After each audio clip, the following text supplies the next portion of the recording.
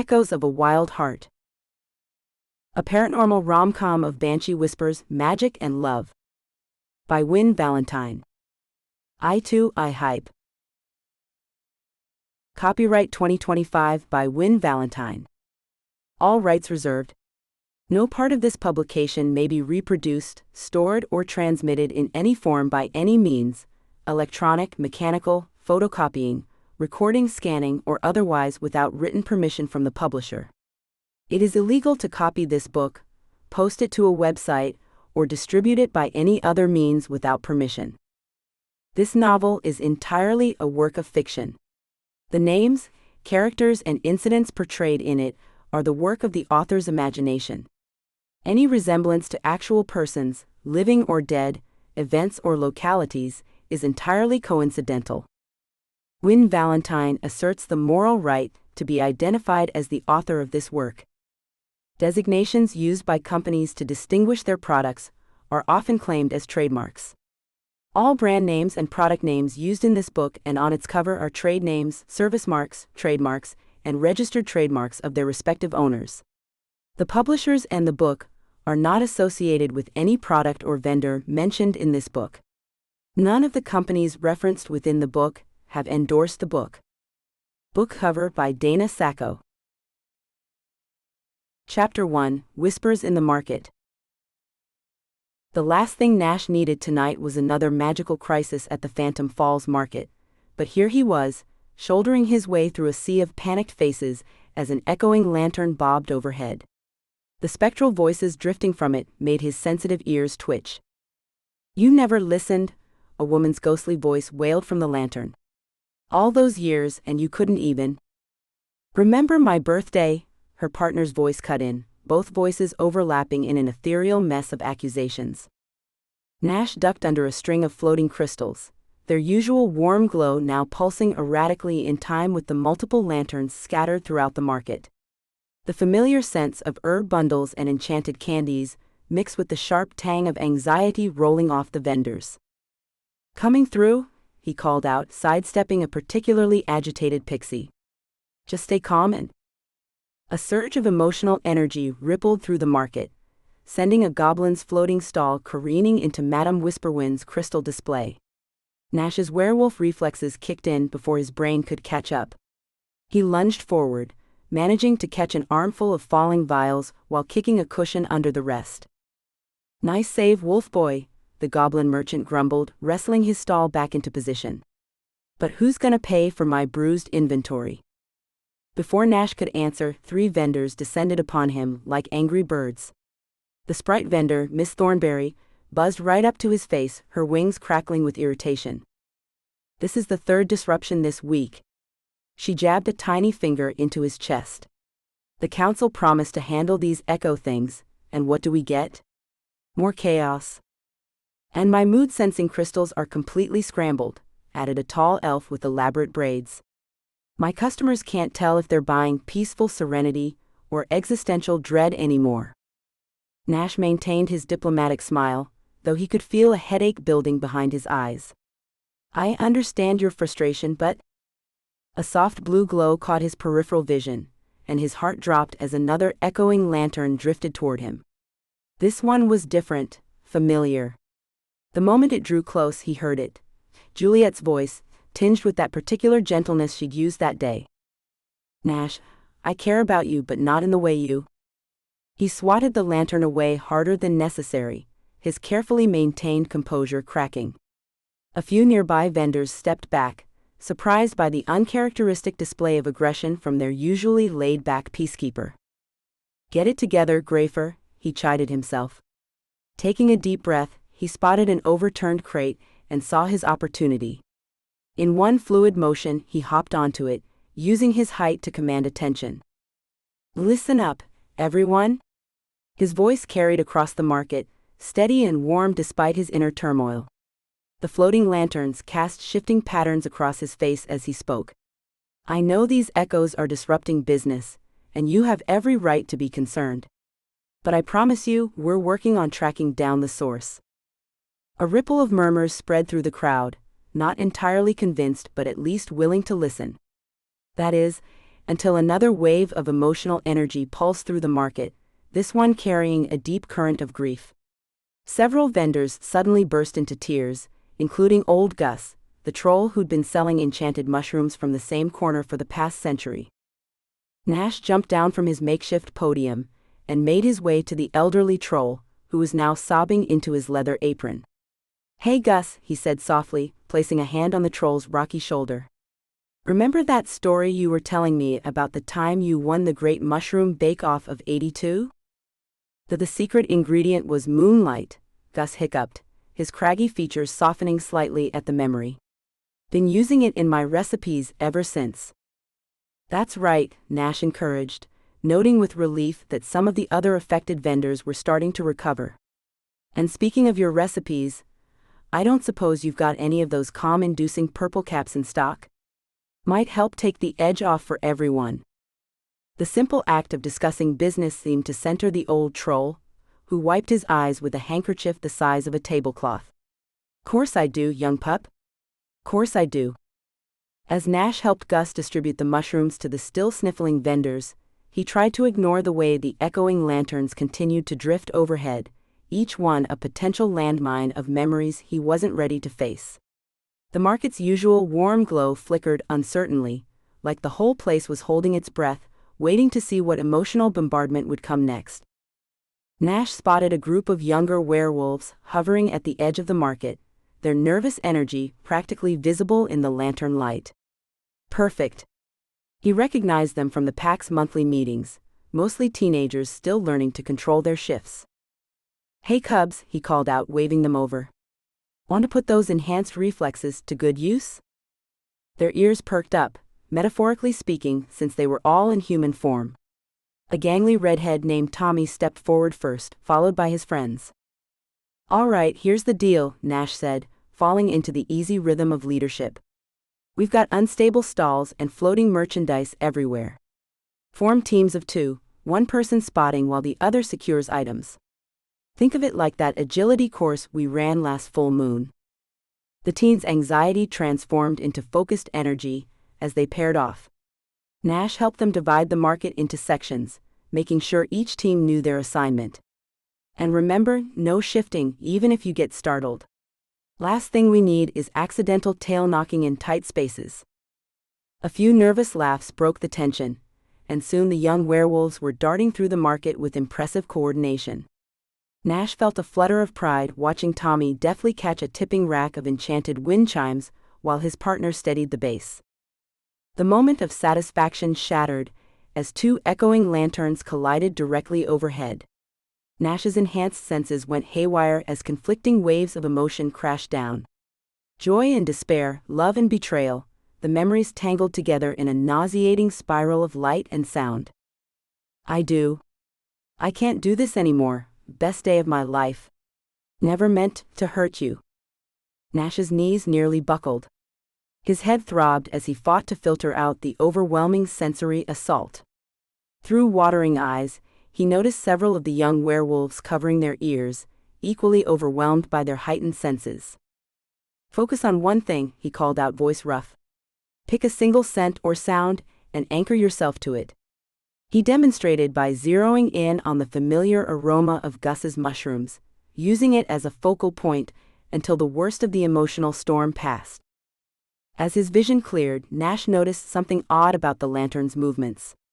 While most drifted randomly, a distinct cluster was moving with purpose, forming an arrow-like formation toward the east end of the market.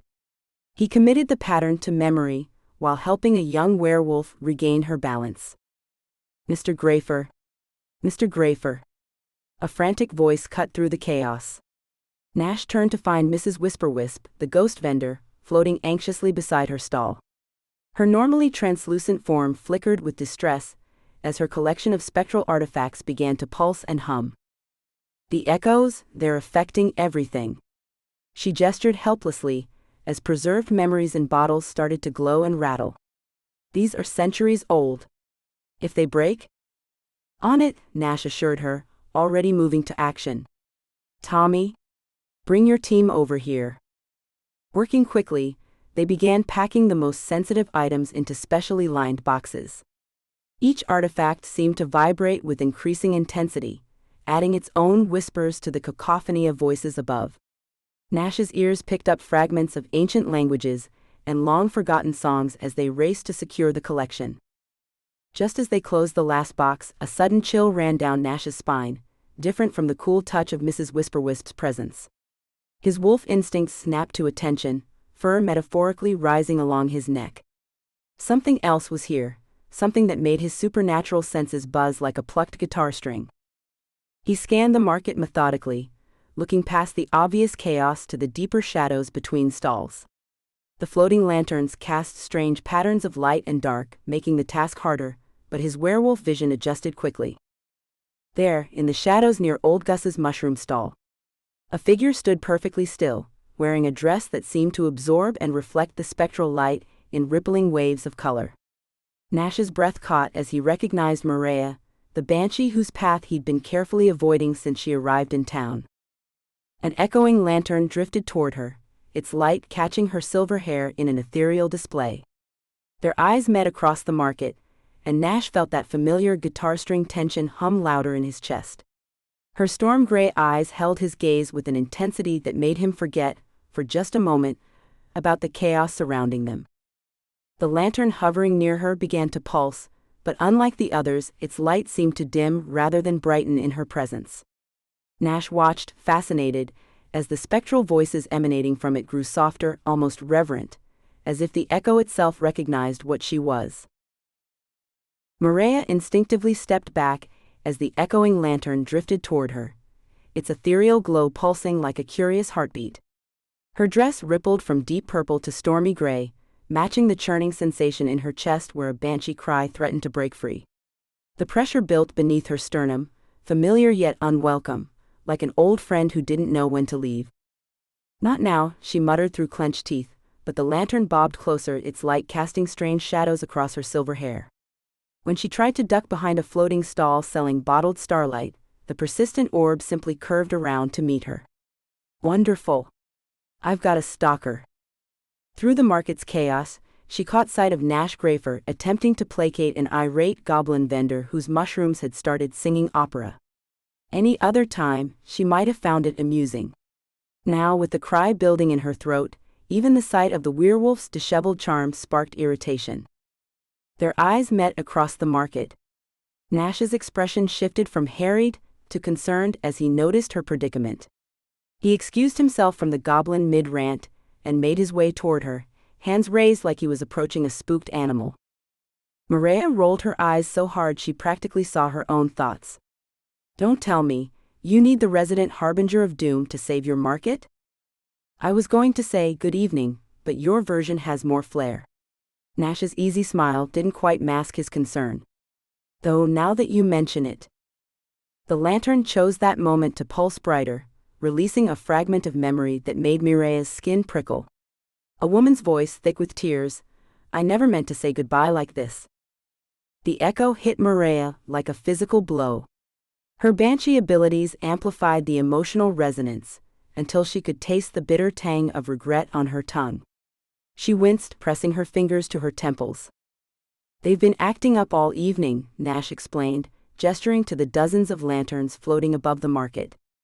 "Usually they just replay happy memories, tourist stuff. But now?" He trailed off, as a nearby lantern projected the image of a man throwing his wedding ring into the falls. "They're fixating on goodbyes," Mireya finished, her voice rough. Her dress shifted to a deep blue shot through with silver, betraying her discomfort despite her carefully maintained expression of disinterest. She crossed her arms, partly to maintain distance, partly to hold herself together. "And naturally, you thought of me. Because nothing says fix this mess like a banshee who can't even control her own powers." "I didn't think anything," Nash said, then grimaced. "That came out wrong. I mean, I wasn't thinking of your powers. I was thinking you might be affected by all this, given your sensitivity to emotional energy." "How thoughtful," Mireya drawled, but the sarcasm fell flat as another wave of emotional resonance washed over her. The persistent lantern hummed at a frequency that seemed to vibrate through her bones, drawing out the cry she'd been suppressing. A small burst of Banshee energy escaped her control, sending a ripple through the market.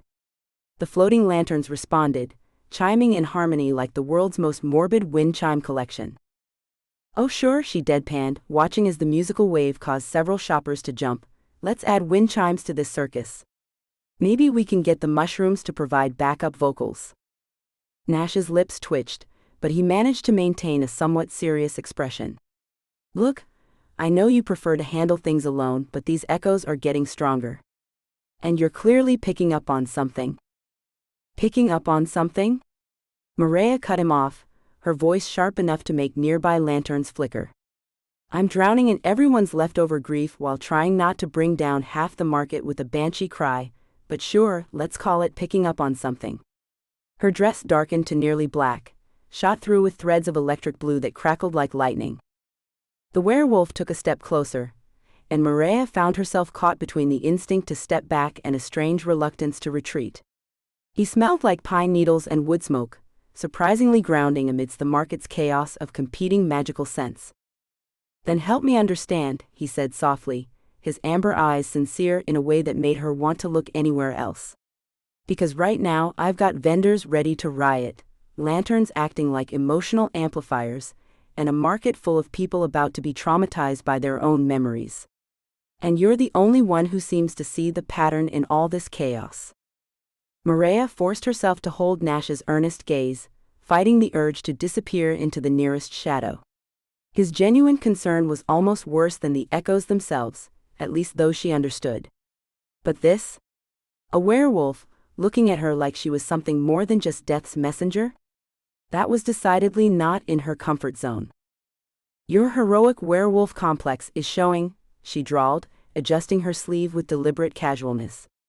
"Next, you'll be offering me your cloak and declaring yourself my emotional support wolf." Nash's lips quirked. "I left my knight in shining armor cape at the cleaners actually."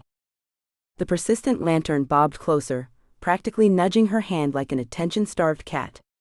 Mireya's fingers tingled with the proximity of its energy. She could feel the memories it held, pressing against her consciousness like whispers against glass.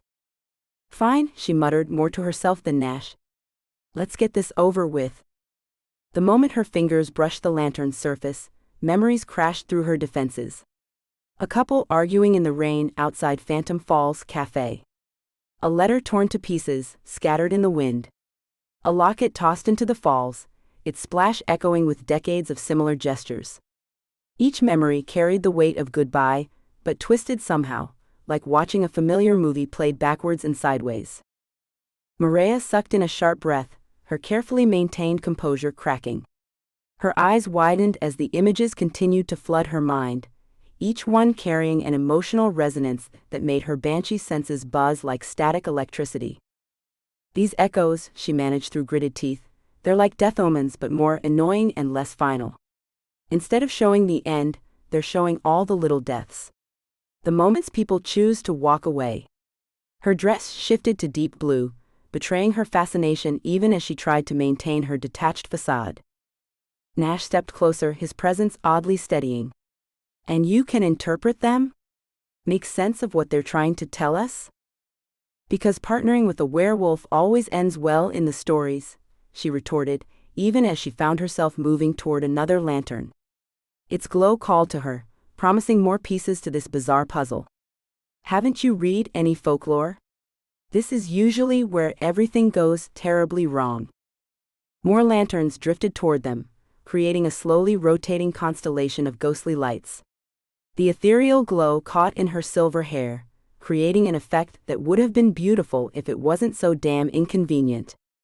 Mireya closed her eyes, attempting to focus her abilities on the swirling emotions embedded in the lanterns.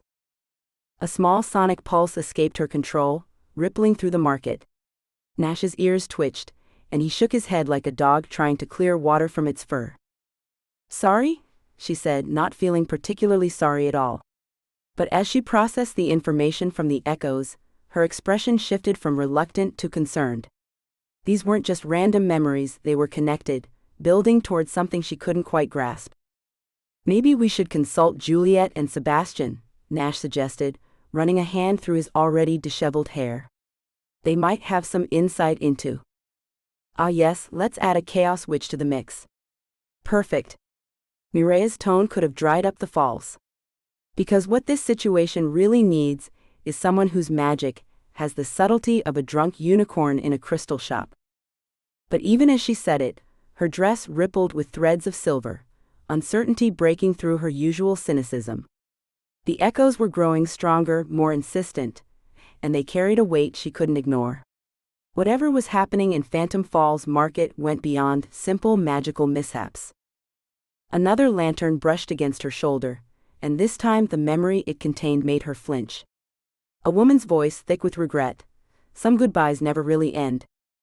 The words resonated with her Banshee nature in a way that sent chills down her spine. She glanced at Nash, finding him watching her with those irritatingly perceptive eyes. The memories, she said slowly, choosing her words with care, they're not just replaying. They're reaching. Like they're trying to change their own endings.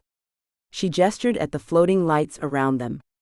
And unless we want the market turning into a supernatural therapy session for every failed relationship in Evergloam's history, we might actually need help. The admission cost her, but the slight softening of Nash's expression made it somehow both better and worse. He didn't gloat or push, just nodded as if he'd been waiting for her to reach this conclusion on her own. For the record, she added, straightening her shoulders, if Juliet turns any of these lanterns into singing teapots, I'm holding you personally responsible. Chapter 2, Lantern Lessons. Dawn found the council archives unusually active. After last night's market chaos, Sebastian had called an emergency research session, though he was already regretting letting Juliet near the ancient texts so early in the morning. Sebastian suppressed a weary sigh as he entered the council archives, the familiar scent of aged parchment and magical preservation spells filling his nostrils. Behind him, Juliet practically vibrated with enthusiasm, her purple hair catching the dim light as she waved her wand in elaborate patterns. Ooh, tracking spell version 2.0. She created glowing markers that zipped through the air like excitable fireflies. They're extra sparkly this time. And they only exploded once during testing. How reassuring. Sebastian straightened his already impeccable cuffs, carefully maintaining his dignified bearing as he navigated the towering shelves. After centuries of existence, he'd developed a certain reputation to uphold. Though that reputation had taken quite a hit since crossing paths with the chaotic witch, currently humming what sounded suspiciously like, "Girls Just Want to Have Fun," while her markers drew constellation patterns in the air. He selected an ancient tome with practiced care, his fingers ghosting reverently over the delicate binding. A loud thump made him wince. Sorry. Just testing out my new levitation boots. Juliet called from somewhere above. Sebastian looked up to find purple, glittery footprints trailing across the ceiling. They work great, except for the whole gravity reversal thing. Fascinating. He returned to his reading, though his lips twitched traitorously upward. Though perhaps we could focus on the task at hand. I am focusing. Multitasking is totally my superpower. There was a concerning creaking sound as Juliet stretched toward a high shelf. Besides, my tracking spell is doing half the work for us. Sebastian moved with vampiric speed to catch an avalanche of books that her enthusiastic gesturing had disturbed. Perhaps less interpretive dance while researching? He suggested dryly, balancing the precarious stack. Unless you're attempting to summon the ghost of Martha Graham. Who's Martha Graham? Juliet asked, finally right side up again. Never mind. Sebastian carefully reshelved the books before something caught his eye, a weathered document partially hidden behind the others. The parchment practically hummed with old magic. Using his council credentials, he accessed the restricted section where the document had indicated more information might be found. To his surprise, Juliet's magical markers suddenly swarmed around a particular scroll like excited bees, their light pulsing in an irregular rhythm. See? Juliet beamed. Told you they were helpful. They're attracted to resonant magical frequencies, which I totally meant to program in, and definitely didn't happen by accident when I sneezed during the enchantment process. Sebastian unrolled the scroll with meticulous care, his centuries of experience allowing him to decipher the archaic script. This appears to be a first-hand account of the resonant heart's creation. His voice grew serious as he continued reading. It was designed as a magical amplifier, meant to enhance emotional energies for ritual purposes. But something went wrong during the forging process. Listen to this. Sebastian's voice took on that particular tone he used when translating ancient texts, equal parts fascination and concern. In the year of the triple moon, when the veils between realms grew thin, we created the heart to stabilize the growing chaos.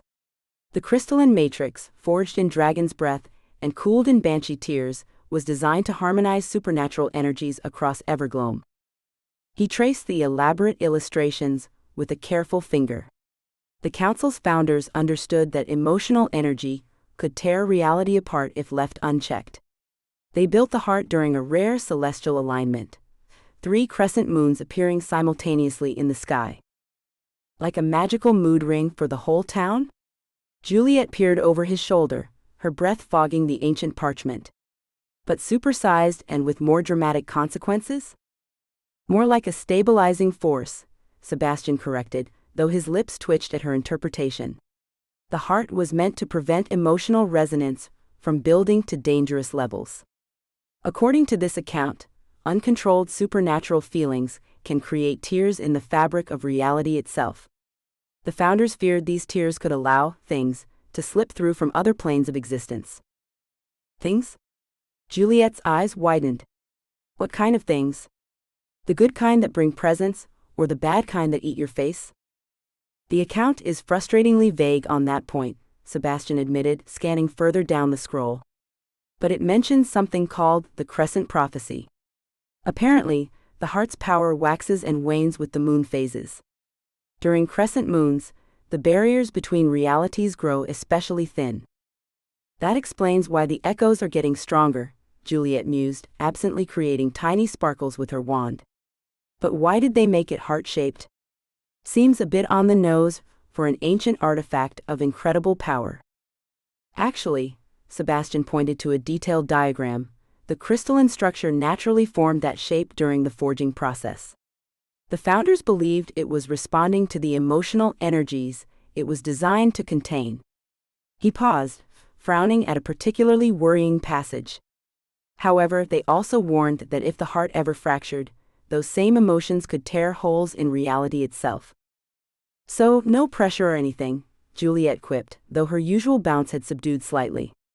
Just the fabric of reality at stake. Totally normal Tuesday in Evergloam.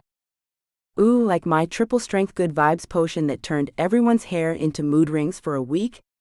Juliet peered over his shoulder, her warmth a stark contrast to his natural coolness. Not quite as colorful. Sebastian continued translating. The artifact became unstable, absorbing and reflecting emotional energies unpredictably. They attempted to destroy it, but we could totally test that. Juliet brightened, already pulling components from her seemingly bottomless pockets. I've got everything we need to make a tiny version. Just a teeny tiny test run to see how it works. Sebastian moved faster than humanly possible, gently but firmly catching her hands before she could combine the ingredients. Perhaps we should avoid any experimental artifact creation in the archives? He raised an eyebrow, maintaining his composure even as memories of the infamous love curse incident flashed through his mind. Particularly given your coven's current, romantic situation. Juliet's shoulders slumped slightly. You're probably right. Though in my defense, who knew a simple compatibility charm could backfire so spectacularly? I mean, who even wants to find their soulmate through interpretive sock puppet theater anyway? Sebastian found himself fighting another smile. Indeed. A truly tragic oversight in modern dating practices. Sebastian traced his finger along the ancient text, translating the archaic symbols with practiced ease. The heart serves as a nexus for emotional energies within Evergloam's magical framework. Think of it as, oh, Like a supernatural mood ring for the whole town. Juliet bounced on her toes, sending a cascade of purple sparks from her wand. We could stabilize it with a modified harmony spell. Or maybe enchanted crystals tuned to specific emotional frequencies. Not quite what I. Or better yet, she continued, eyes sparkling, we could create a network of mini hearts. Like magical Wi-Fi boosters but for feelings. Sebastian pinched the bridge of his nose. That would be inadvisable, considering a single heart nearly. You're right, too risky. Juliet nodded sagely. What about emotional therapy potions? I've been working on this new brew that helps process feelings through interpretive rain dancing. Juliet. He caught her gaze, maintaining his composure through centuries of practice. Perhaps we should focus on understanding the original artifact before attempting any creative solutions. She deflated slightly, though her magical markers continued their enthusiastic swirling. Fine. But I'm keeping the rain dance idea for later. Returning to the documents, Sebastian's expression darkened as he read further. The heart's fracturing coincided with a period of unprecedented discord among Evergloam's supernatural communities. The parallels to their current situation were uncomfortably clear. Rising tensions, unexplained magical disturbances, and now these emotional echoes plaguing the market. Above them, Juliet's markers suddenly coalesced into an intricate pattern. Sebastian's eyes widened as he recognized the configuration from the artifact's blueprints. That's remarkably accurate. See? My chaos has method. Juliet beamed. Sometimes. Occasionally. When it feels like it. Sebastian began methodically arranging their findings on a nearby table, creating neat stacks organized by date and relevance. If we cross-reference these accounts with current events. A small pop interrupted his cataloging as Juliet attempted to add her own color-coding system. Pink sparkles rained down, and the carefully sorted documents swirled into an elaborate spiral pattern. Oops. Juliet offered a sheepish grin. But look, it's kind of pretty. And way more dynamic than boring straight lines. Ah yes, because chaos is clearly the optimal filing system. Sebastian muttered, though he couldn't quite suppress the fondness in his tone. Perhaps we should inform the council to reorganize their archives by whimsy? Now you're getting it. She gathered her things, practically vibrating with excitement. We should head to the market right now. Nash and Mireya need to know about this. That would be premature, Sebastian countered. We need to properly analyze these findings, establish a clear timeline of events, and... But we can research and help, Juliet's wand sparked enthusiastically. I've got my fix-it wand, your vampire super speed, and these absolutely brilliant tracking markers. The same markers that just redecorated centuries of careful organization? Exactly. She conjured a small shower of stars. Plus, I've enchanted my boots with an anti-gravity charm for better perspective. Because defying physics is clearly the solution to our problems. Sebastian straightened his already immaculate tie, a nervous habit he'd never quite overcome. Around them, several books began a spirited waltz off their shelves, caught in Juliet's magical enthusiasm. And look, she continued, my wand's got a new stabilization charm that only backfired twice during testing. How reassuring. He caught a particularly adventurous tome before it could join its dancing companions. Perhaps we should consider a more structured approach. But Juliet had already grabbed his hand, her touch warm against his cool skin. Her markers swirled around them in a dizzying display of magical light. To the market, she declared. For research. And helping. And possibly accidental explosions, but in a totally productive way. Sebastian allowed himself to be pulled along, his sigh carrying more affection than actual exasperation. At least let me secure these documents before we... Already done. Juliet waved her wand, and the dancing books returned to their shelves, mostly in the right order if one was feeling generous in their definition of order. As they headed toward the archive's exit, Sebastian reflected that after centuries of existence, he should have developed better resistance to enthusiastic witches with questionable organizational skills. Yet somehow, he found himself following her chaos with an increasingly familiar blend of resignation and delight. "We should probably warn them we're coming," he suggested, making one last attempt at introducing some semblance of procedure. "Where's the fun in that?" Juliet grinned, her markers leading the way like excited fireflies. "Besides, my tracking spell says we're definitely probably going the right direction." "Definitely probably" is not as reassuring as you seem to think it is. Mireya watched the chaos unfold at Phantom Falls Market with the kind of detached amusement that only someone who regularly predicted doom could truly master. Juliet Moon, resident magical disaster and apparent keeper of embarrassing supernatural secrets, had produced an enchanted quill from her messenger bag with far too much enthusiasm for anyone's good. The quill, iridescent and practically vibrating with gossipy energy, zoomed around Nash's head like an overexcited hummingbird. Mireya's dress shifted to a playful teal as she drawled, "Having fun with your biography, Wolfboy?" Nash's amber eyes widened in horror as the quill began scratching words into thin air, leaving glowing letters that hung like fairy lights. Nash used to leave poetry in Juliet's mailbox. Samples include, "Roses are red, wolfsbane is blue." "Shakespeare were you?" Mireya arched an eyebrow, her tone drier than a desert grave. The dress rippled with suppressed laughter, betraying her enjoyment of Nash's mortification. "That was years ago."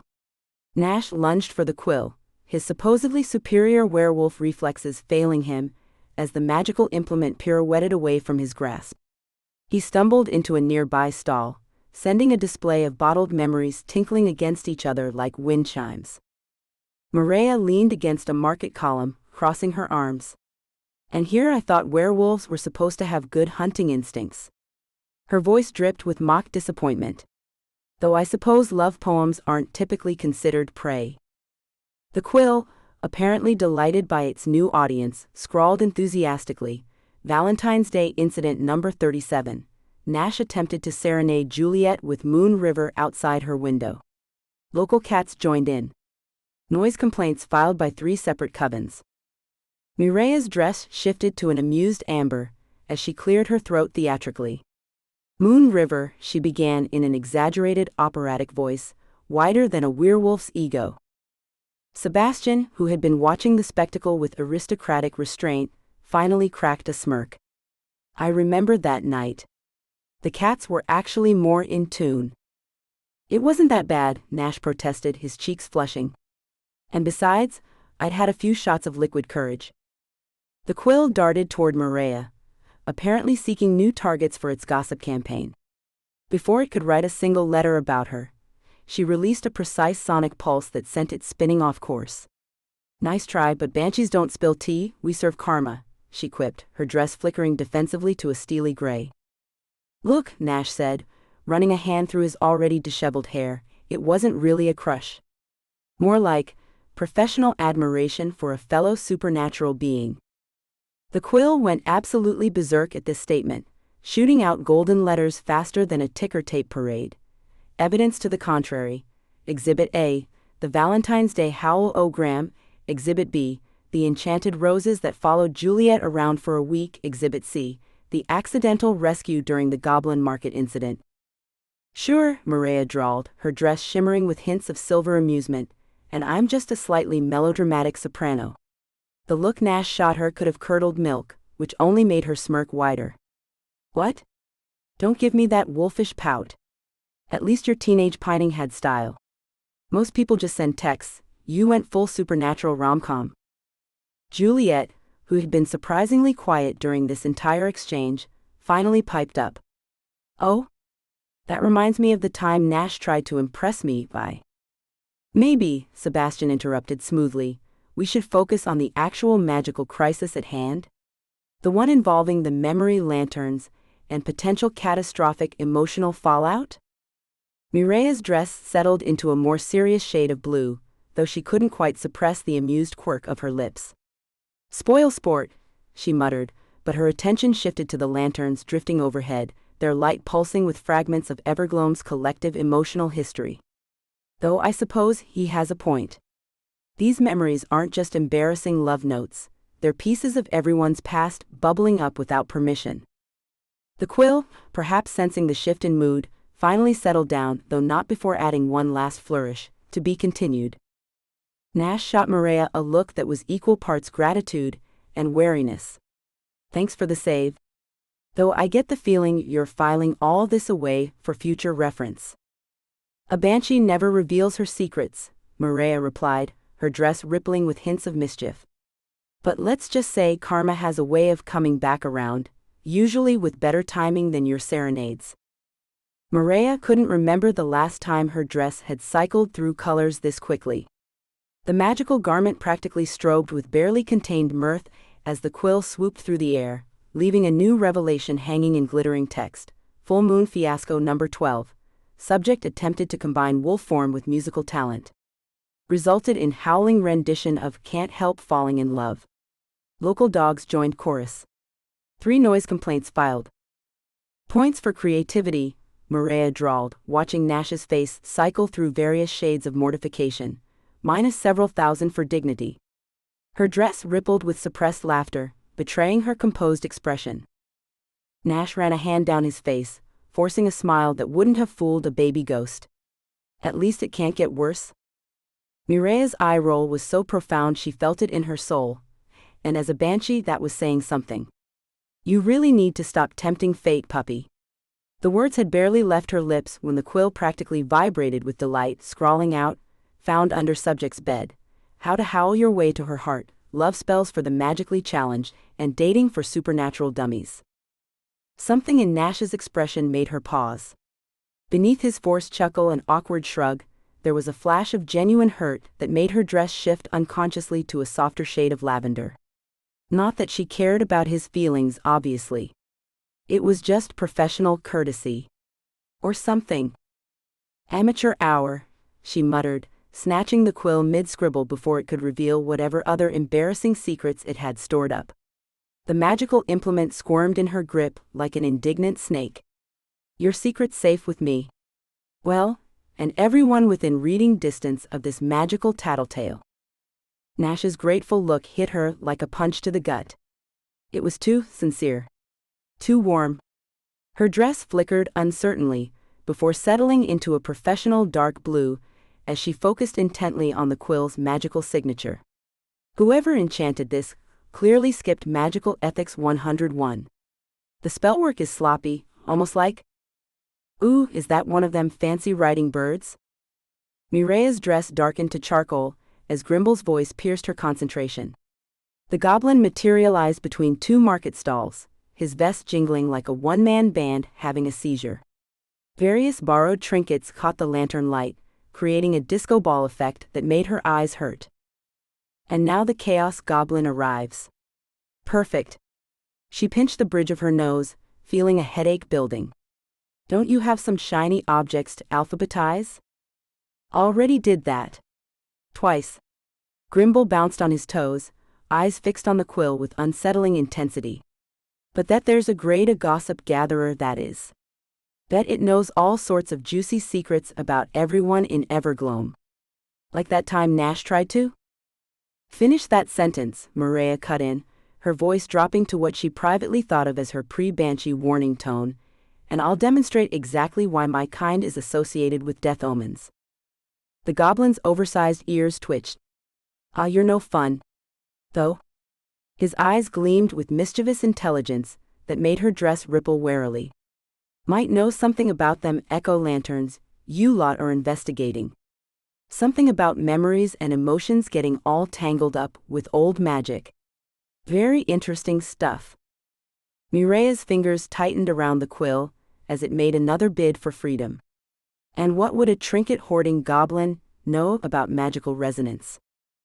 Oh, this and that, Grimble said airily, fishing something shiny from his vest pocket and beginning to polish it with his sleeve. Maybe something about how certain magical items can act as catalysts for emotional energy. Or how memory magic tends to go wonky around the full moon. Or even... Name your price, Mireya interrupted, recognizing the familiar dance of goblin bargaining. Grimble's grin widened impossibly. Well, now that you mention it. His eyes fixed on the quill with naked greed. That there's a mighty fine piece of enchanted stationery. Absolutely not. Her dress shifted to steel gray, matching her resolve. This menace needs to be properly contained, not set loose in the hands of Evergloam's resident chaos merchant. Spoil sport, Grimble pouted, but his eyes hadn't lost their calculating gleam. What about a trade then? One secret for another? That dress of yours must know some interesting stories. Mireya felt her dress tighten defensively around her shoulders. Touch my dress, and they'll need a divination expert to find all your pieces. Now, Nash stepped forward, his voice carrying that irritatingly reasonable tone he used for peacekeeping. I'm sure we can work something out that doesn't involve dismemberment. Her dress betrayed her with a flicker of amused rose. You're just saying that because he hasn't revealed your werewolf karaoke phase yet. The quill practically convulsed in her grip, and Mireya quickly tightened her hold before it could start another round of supernatural show and tell. Though honestly, the way Nash's eyes widened in panic almost made her want to let it loose. Almost. Chapter 3: The Goblin's Bargain.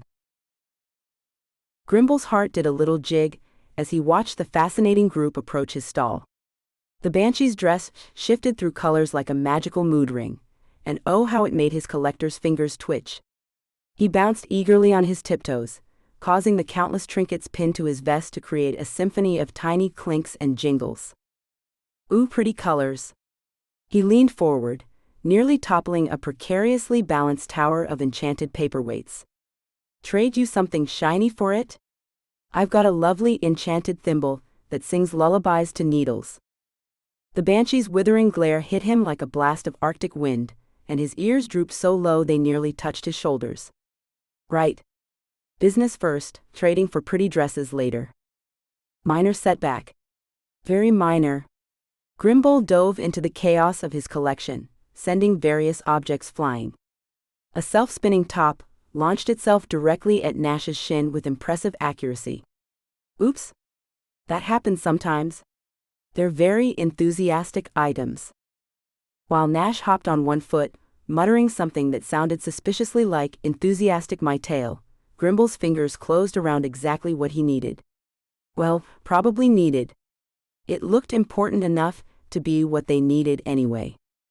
Aha! He triumphantly held up a crystal paperweight that sparkled with an inner light. This beauty is definitely, probably, almost certainly related to the Whispering Key. His ears twitched nervously as he watched the Banshee's dress darken to a skeptical shade of gray. No, really. It's got that same sort of whisper-why quality. Very resonant. Very key adjacent. Nash reached for the paperweight, and the moment his fingers touched it, the crystal burst into song, a warbling off-key rendition of My Heart Will Go On that made several nearby vendors cover their ears. See? See? Grimble bounced excitedly, accidentally setting off 3 music boxes and a singing teapot he'd stuffed in his pockets. He quickly shoved them deeper, trying to muffle their competing melodies. That's proof right there. Only genuine artifacts have such musical enthusiasm. The werewolf's expression suggested he wasn't entirely convinced, but something about the paperweight had caught his attention. As Nash examined it more closely, Grimble's eyes locked onto a particularly fascinating button on the werewolf's jacket. It had the most delightful gleam, catching the light just so. 3 silver pieces. Grimble announced, slowly inching his hand toward the button while maintaining what he hoped was casual eye contact. No 4. Oh, nice button. His fingers were just about to close around the precious trinket when Nash shifted, moving the target just out of reach. The price keeps going up, Mireya noted dryly, her dress rippling with hints of amused violet despite her stern expression. Quality comes at a cost. Grimble protested, still tracking the button's movement. Though I might be persuaded to offer a discount if... The paperweight chose that moment to release a spectacular burst of glitter, covering Nash from head to toe in sparkling powder. He stood there, looking like a disco ball had exploded on him, while Mireya took several quick steps backward to avoid the sparkly blast radius. Ah! Grimble ducked behind his stall, peeking over the edge at Mireya's sonic-charged glare. That's actually a bonus feature. Very useful for tracking magical resonances. Yes. The glitter shows up extra sparkly around powerful artifacts. Really, I should charge extra for that. Extra? Nash sputtered, spitting out a mouthful of glitter. I look like I've been mauled by a craft supply store. But such a fashionable mauling. Grimble offered helpfully, still safely behind his stall. And the glitter really brings out your eyes. Very becoming on a werewolf, very distinguished. Distinguished? Mireya's voice carried that dangerous edge that made Grimble's survival instincts scream, duck and cover. He looks like a children's birthday party threw up on him. Festive. Grimble corrected, then quickly added as he saw Mireya's dress darken ominously. But perhaps we could discuss a slight discount? Say 3 silver pieces and 1 slightly used button. Nash's hand automatically went to protect the coveted button, sending another shower of glitter cascading from his sleeve. The paperweight. Just the paperweight. How about 2 silver pieces, and you throw in something to get rid of all this glitter? Grimble's ears perked up. Oh? I might have just the thing. He dove back into his collection, his voice slightly muffled as he called out, though I should mention the anti-glitter solution might have some very minor side effects. Nothing serious. Just a slight chance of temporary tap dancing. Grimble's fingers trembled with excitement as he watched the chaos unfold in his little corner of the market. The glitter-covered werewolf made such a spectacular display. And oh, the way that Banshee's dress kept shifting colors, he simply had to find a way to add both to his collection. Perhaps if he threw in enough freebies. The anti-glitter solution comes with a free mood ring. He rummaged through a box labeled slightly cursed, mostly safe. It only predicts doom on Tuesdays, which is really more of a feature than a bug if you think about it. Nash sneezed, sending another shower of glitter into the air. A nearby wind chime started playing what sounded suspiciously like funeral dirges. See? See? Grimble bounced on his toes, pointing frantically at the musical merchandise. The paperweight is already harmonizing with my other items. That's at least another silver piece of value right there. Entertainment included. No extra charge. His hands flew to his vest pockets, producing a crumpled piece of paper that had definitely been a dragon curry takeout menu in its previous life. We should make this official. I've got a contract right here. He smoothed out the paper, accidentally smearing some sauce stains across the text. Don't mind the spots, those are ancient mystical symbols. Very powerful. Very legal. The paperweight chose that moment to wobble off its display cushion and hover at eye level. Grimble's ears perked up so fast they nearly knocked off his cap. Levitation. Did I mention the levitation? Because that's definitely a standard feature I knew about and not at all concerning. He scribbled frantically on the contract menu. Though it does add another silver piece to the price. But wait. Special discount if you act now. A string of enchanted beads suddenly broke free from their display, rolling across the stall like escaped prisoners. Grimble dove after them, somehow managing to snag 3 while 5 more made a break for freedom. Minor inventory adjustment in progress. Nothing to worry about. He popped up clutching the beads and what appeared to be a tarnished medallion. Tell you what, I'll throw in this slightly used luck charm. Only dropped once. Well, maybe twice. The scorch marks add character. The hovering paperweight spun faster, transforming before their eyes into a tiny but determined rain cloud. It drifted over to Nash, seemingly drawn to all the glitter, and began to drizzle sparkly water onto his head. Weather control. Grimble practically vibrated with salesmanship enthusiasm. Very rare. Almost never seen in paperweights these days. The price just went up naturally, but for you, he caught sight of Mireya's dress darkening to the exact shade of an approaching thunderstorm and quickly reconsidered his strategy. But perhaps we could discuss a bundle discount? The rain cloud hiccuped, producing a small lightning bolt that singed Nash's already glitter-crusted hair. That's the deluxe weather package activating. Grimble tried to salvage the situation, even as more of his merchandise began to rattle ominously on the shelves. Very exclusive. Though between us, I might know something about the whispering key that doesn't involve any precipitation at all. Mireya's dress rippled with dangerous intent, and Grimble's survival instincts finally overcame his merchant's heart. All right. The key's last known location was in Echoheart Cavern, through the old mining tunnel behind Madame Whisper's tea shop. He couldn't help adding, though I do have this very helpful map. He produced a napkin with what might have been directions or possibly just coffee rings. Very detailed. Only slightly used. And a bargain at just 1 silver piece. The rain cloud thundered menacingly. Or free. Free is good too. Grimble shoved the napkin map at Nash, trying not to mourn the lost sale too obviously. Though if you're interested in any other slightly magical, mostly safe items. The look Mireya gave him could have frozen hellfire. Right? No more sales pitches. Though? He eyed Nash's glitter-soaked jacket hopefully. If you're ever looking to trade that lovely button. The rain cloud crackled with another warning spark, and Grimble decided perhaps this was a good time to reorganize his inventory. Under his stall, where it was safe from Banshee glares and weather-based retribution. Good luck with the key, he called from his shelter. And remember, if you need any more magical artifacts, I offer a very reasonable repeat customer discount. He paused thoughtfully. Though perhaps we should discuss that after the rain cloud dissipates. And maybe after you've changed clothes. And possibly next week.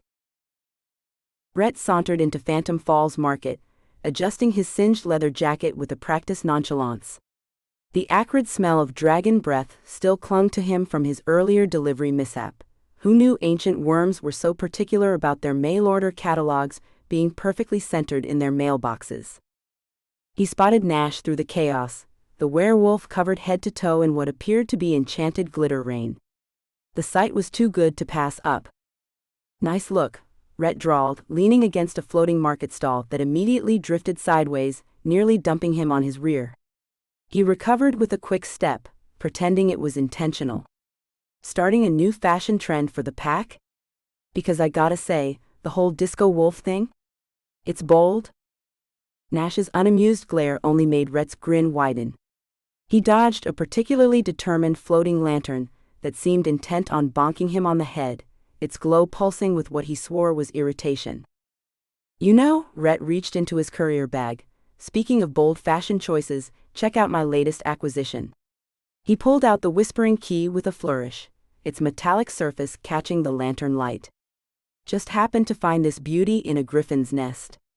While it was sleeping. No big deal. The Banshee, Mireya, if he remembered correctly, arched a silver eyebrow. You stole from a sleeping griffin? Borrowed, Rhett corrected, settling against a more stable market stall. And let me tell you, it was quite the adventure. Picture this, there I was scaling Mount Impossible.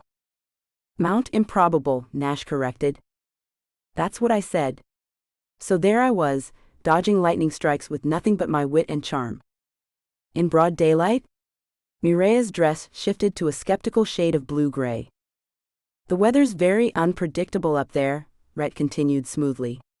He punctuated his tale with increasingly elaborate hand gestures, nearly knocking over a display of bottled emotions. Then, just as I reached the summit, 3 rival griffin clans appeared. A passing vendor selling spectral vegetables snorted. Was this before or after you delivered Mrs. Whiskerworth's cat food to the wrong address? Again?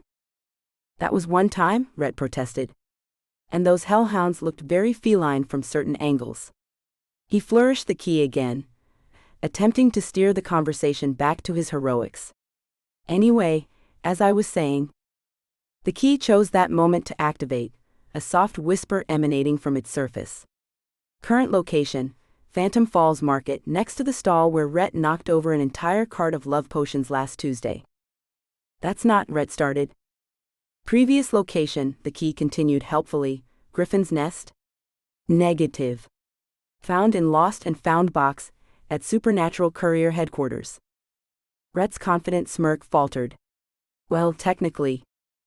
Additional recent locations include, behind the couch at the Pixie Pizzeria, where delivery attempt failed due to unexpected sneezing fit caused by fairy dust allergy. Okay. Rhett quickly stuffed the key back in his bag, but not before it managed to whisper something about a particularly embarrassing incident involving a vampire's sunscreen delivery, and a case of mistaken address that had resulted in a very sparkly werewolf pack. Nash's glitter-covered form suddenly made a lot more sense. So, Rhett cleared his throat, desperately reaching for his usual swagger. Anyone notice how weird things have been lately? Like that vampire sunscreen mix-up. Totally not my fault, by the way. The address clearly said Cave 13, not Cave 30. And how was I supposed to know the werewolf pack was having their monthly full moon run that night? Mireya's dress rippled with barely contained amusement. Is that why half the pack has been glowing in the dark for the past week? They pull it off better than the disco glitter, Rhett offered, shooting Nash an apologetic grin. Though I have to say, the sparkle really brings out your eyes, buddy.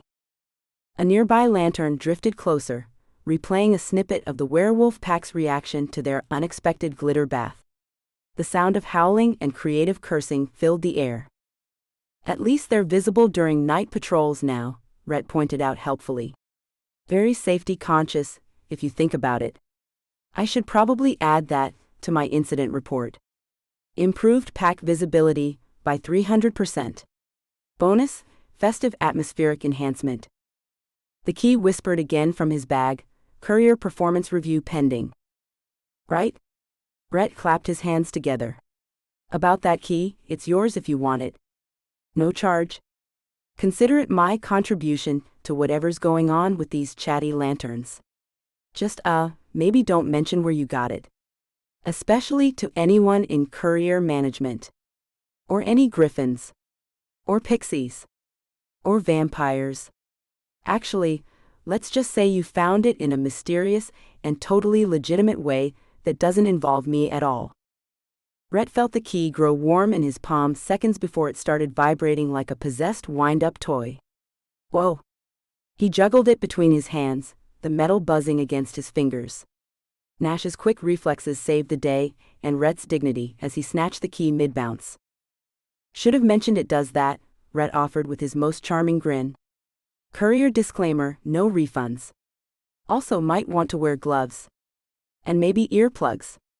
And possibly a helmet? Nash's glitter-covered eyebrows shot up. Anything else you forgot to mention? Well, now that you ask, Rhett paused, distracted by a coffee cup zooming past his head at Mach speed. It wasn't the first signs of magical wonkiness he'd noticed lately. Speaking of things acting up, have you seen what's happening at Moonbeams? Their levitating cups are practically achieving orbit. Yesterday, I had to rescue Mrs. Whiskerworth's chai latte from the chandelier. Twice. He ducked another rogue coffee cup, this one trailing sparkles and what smelled suspiciously like double-shot espresso. See? That's new. Usually they only do that during full moons, or when someone orders decaf by mistake. The key chose that moment to start glowing, bathing Nash's already glittery face in an eerie blue light. Mireya's dress shifted to a warning shade of gray. Oh yeah, Rhett scratched his neck, it does that too. And sometimes it sings. But only show tunes from the 1950s, which is weird because it's supposedly ancient. Great taste in musicals, though. Mireya's death glare could have frozen hellfire. Any other surprises we should know about? Define surprise, Rhett hedged, pulling out a crumpled delivery receipt and a pen that wrote in 3 different colors simultaneously.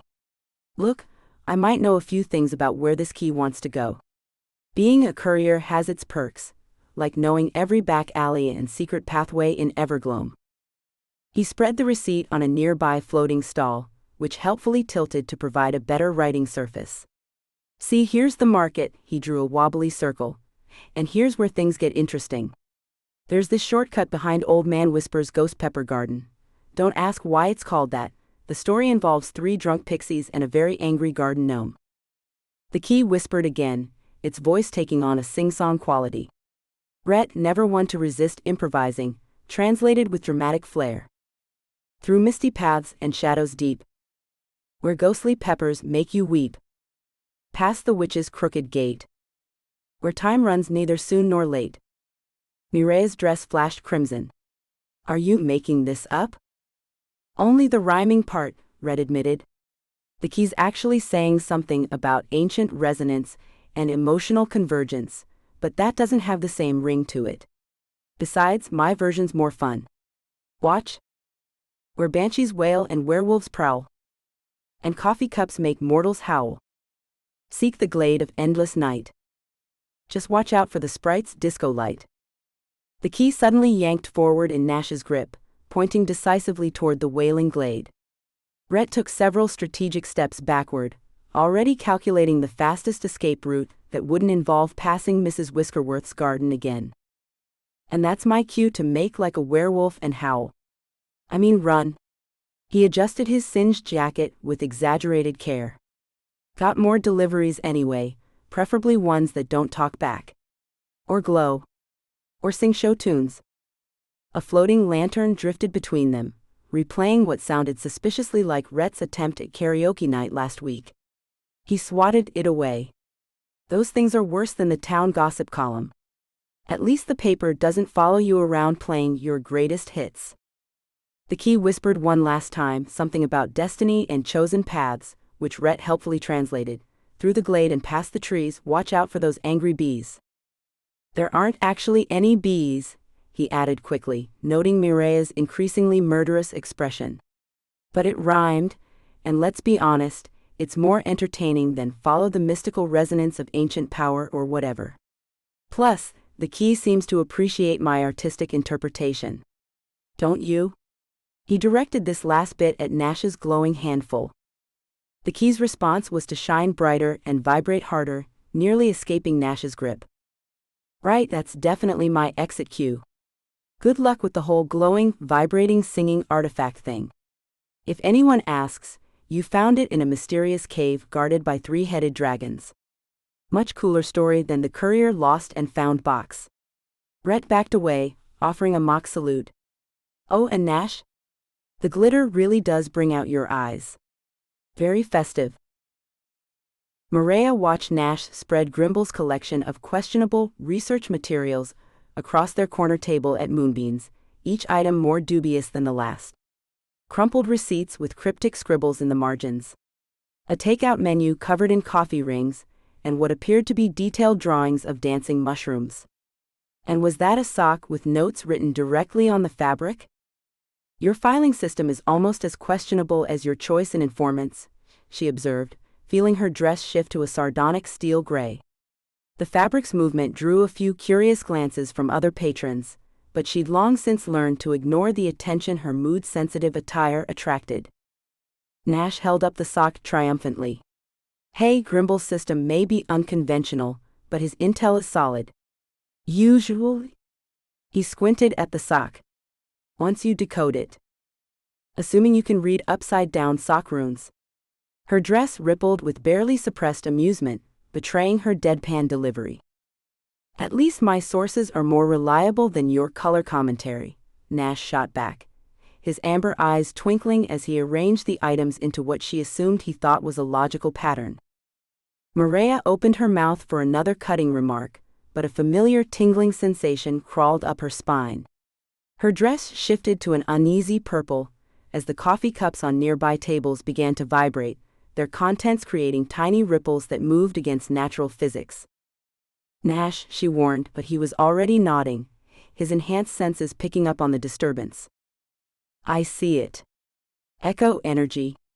He reached for Grimble's napkin map, now decorated with what looked suspiciously like mustard stains forming a constellation pattern. Either that or this cafe espresso machine is possessed again. Mireya watched him attempt to sort the chaos into neat piles, each one making less sense than the last. Her dress shifted to an exasperated burgundy. Your organizational skills are giving me emotional damage, she deadpanned, reaching across to reorganize his scattered piles with precise movements. "There's a system," Nash protested as she grouped similar items together, creating actual logical categories instead of whatever things that smell like cinnamon sorting method he'd been attempting. "Yes, it's called chaos theory." She aligned the edges of a stack of papers, her fingers moving with practiced efficiency. "And not the useful kind." They're bickering over proper archival techniques. His argument that vibes-based sorting was valid did not help his case, came to an abrupt halt as the vintage photographs lining Moonbeam's walls began to glow. The sepia-toned images rippled like disturbed water, and suddenly voices from the past filled the air. "Can't believe you ordered decaf. First date here in 1987. Never should have trusted that love potion." Fragments of countless conversations overlapped, creating a cacophony of emotional echoes that made Mireya's teeth ache. Her dress darkened with concern even as she maintained her casual tone. "Well, this is new and unfortunate." The tingling sensation intensified, pressing against her Banshee senses like static electricity.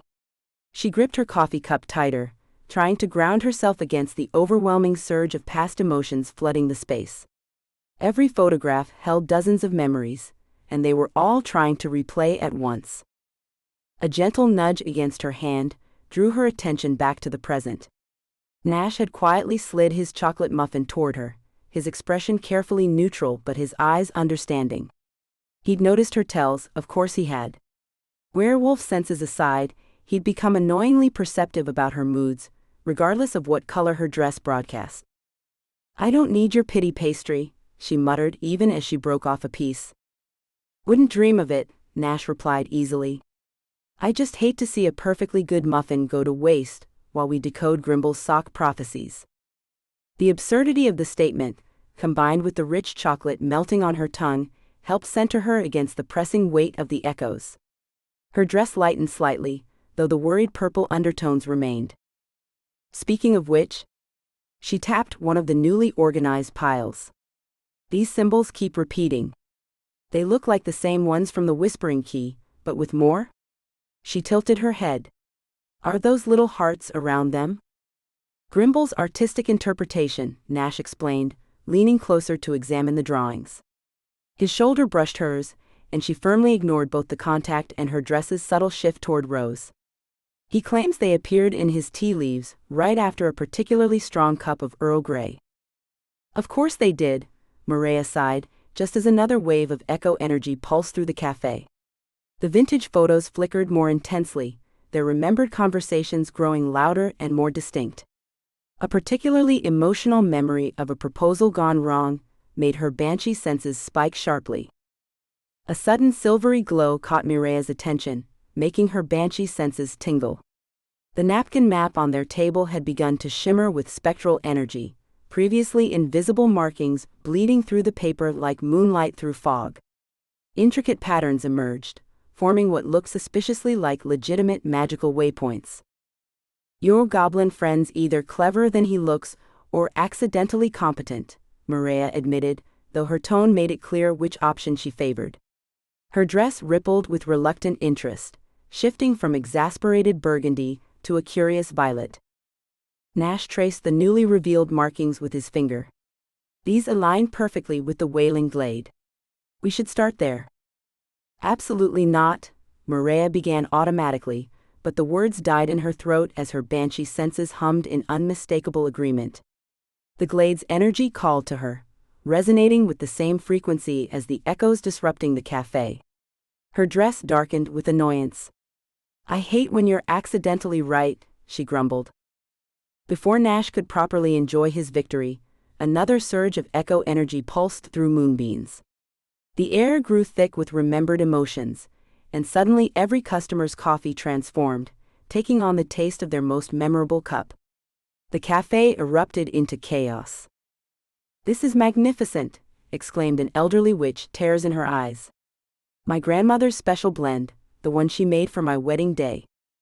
"Oh no," moaned a young vampire. "My first attempt at blood-infused espresso.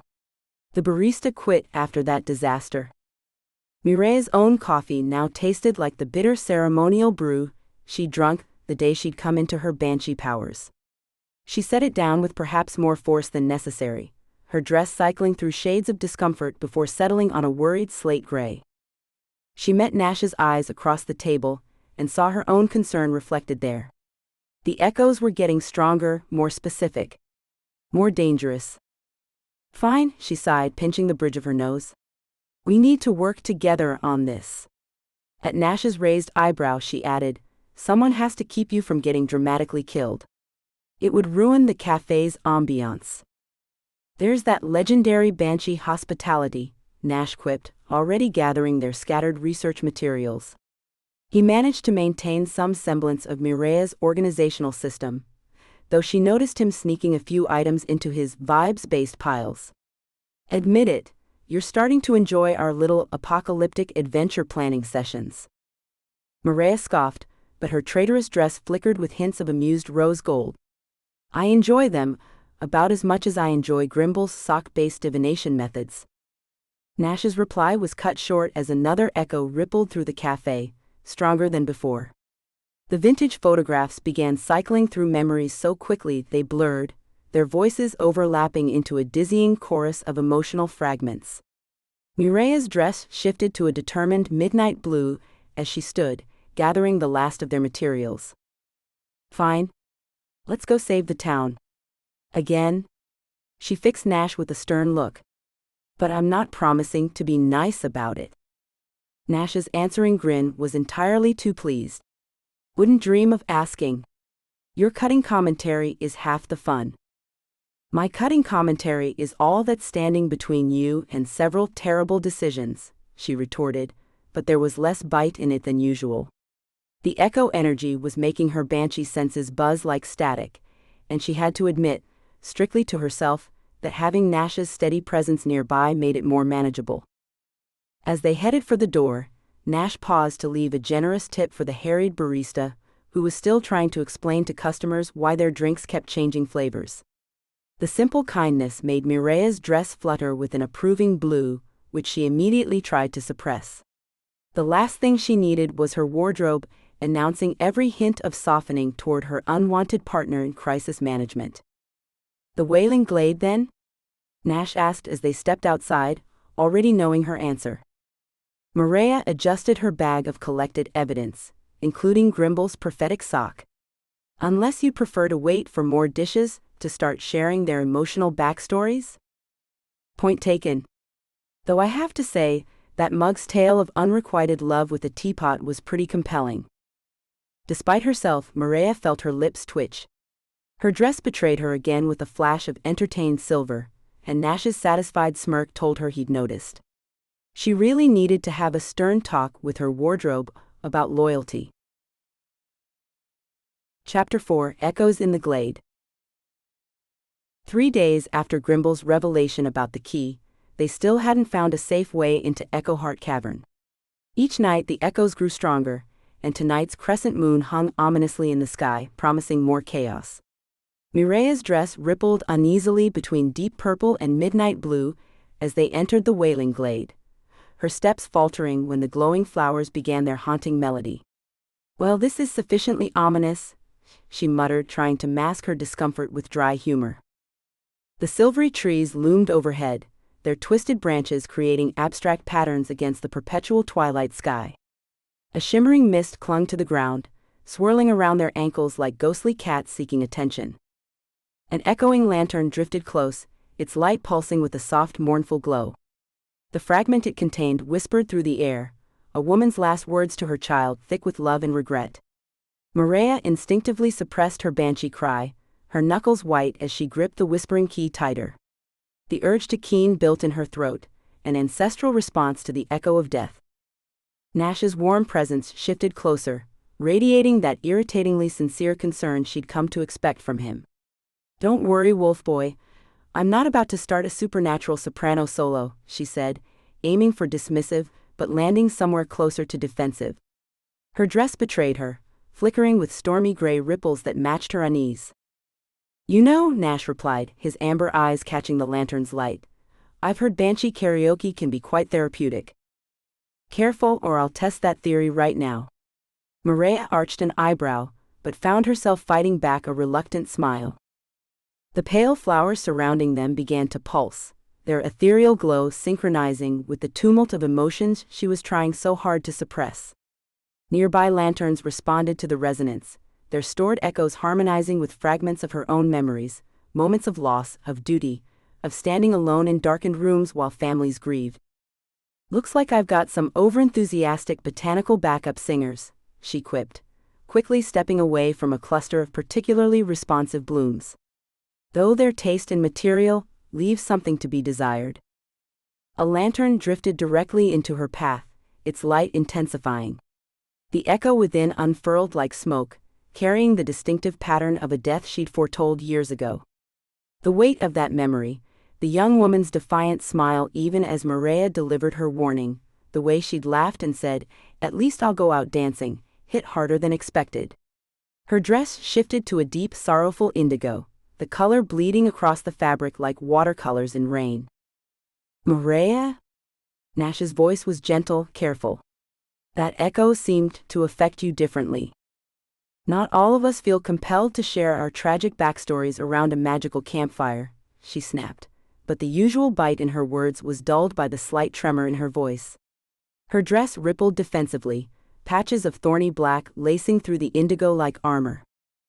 Nash raised his hands in surrender, but his expression remained frustratingly understanding. "Fair enough. Though I should mention the flowers are now doing what I can only describe as a mournful waltz." He was right. The glowing blooms had begun to sway in an invisible breeze, their melody shifting to match the melancholy radiating from her.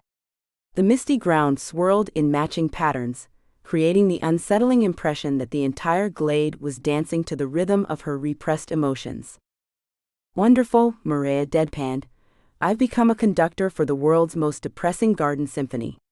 She tried to focus on the whispering key, hoping its cryptic directions would provide a welcome distraction from the way the glade seemed determined to externalize every feeling she'd spent years carefully containing.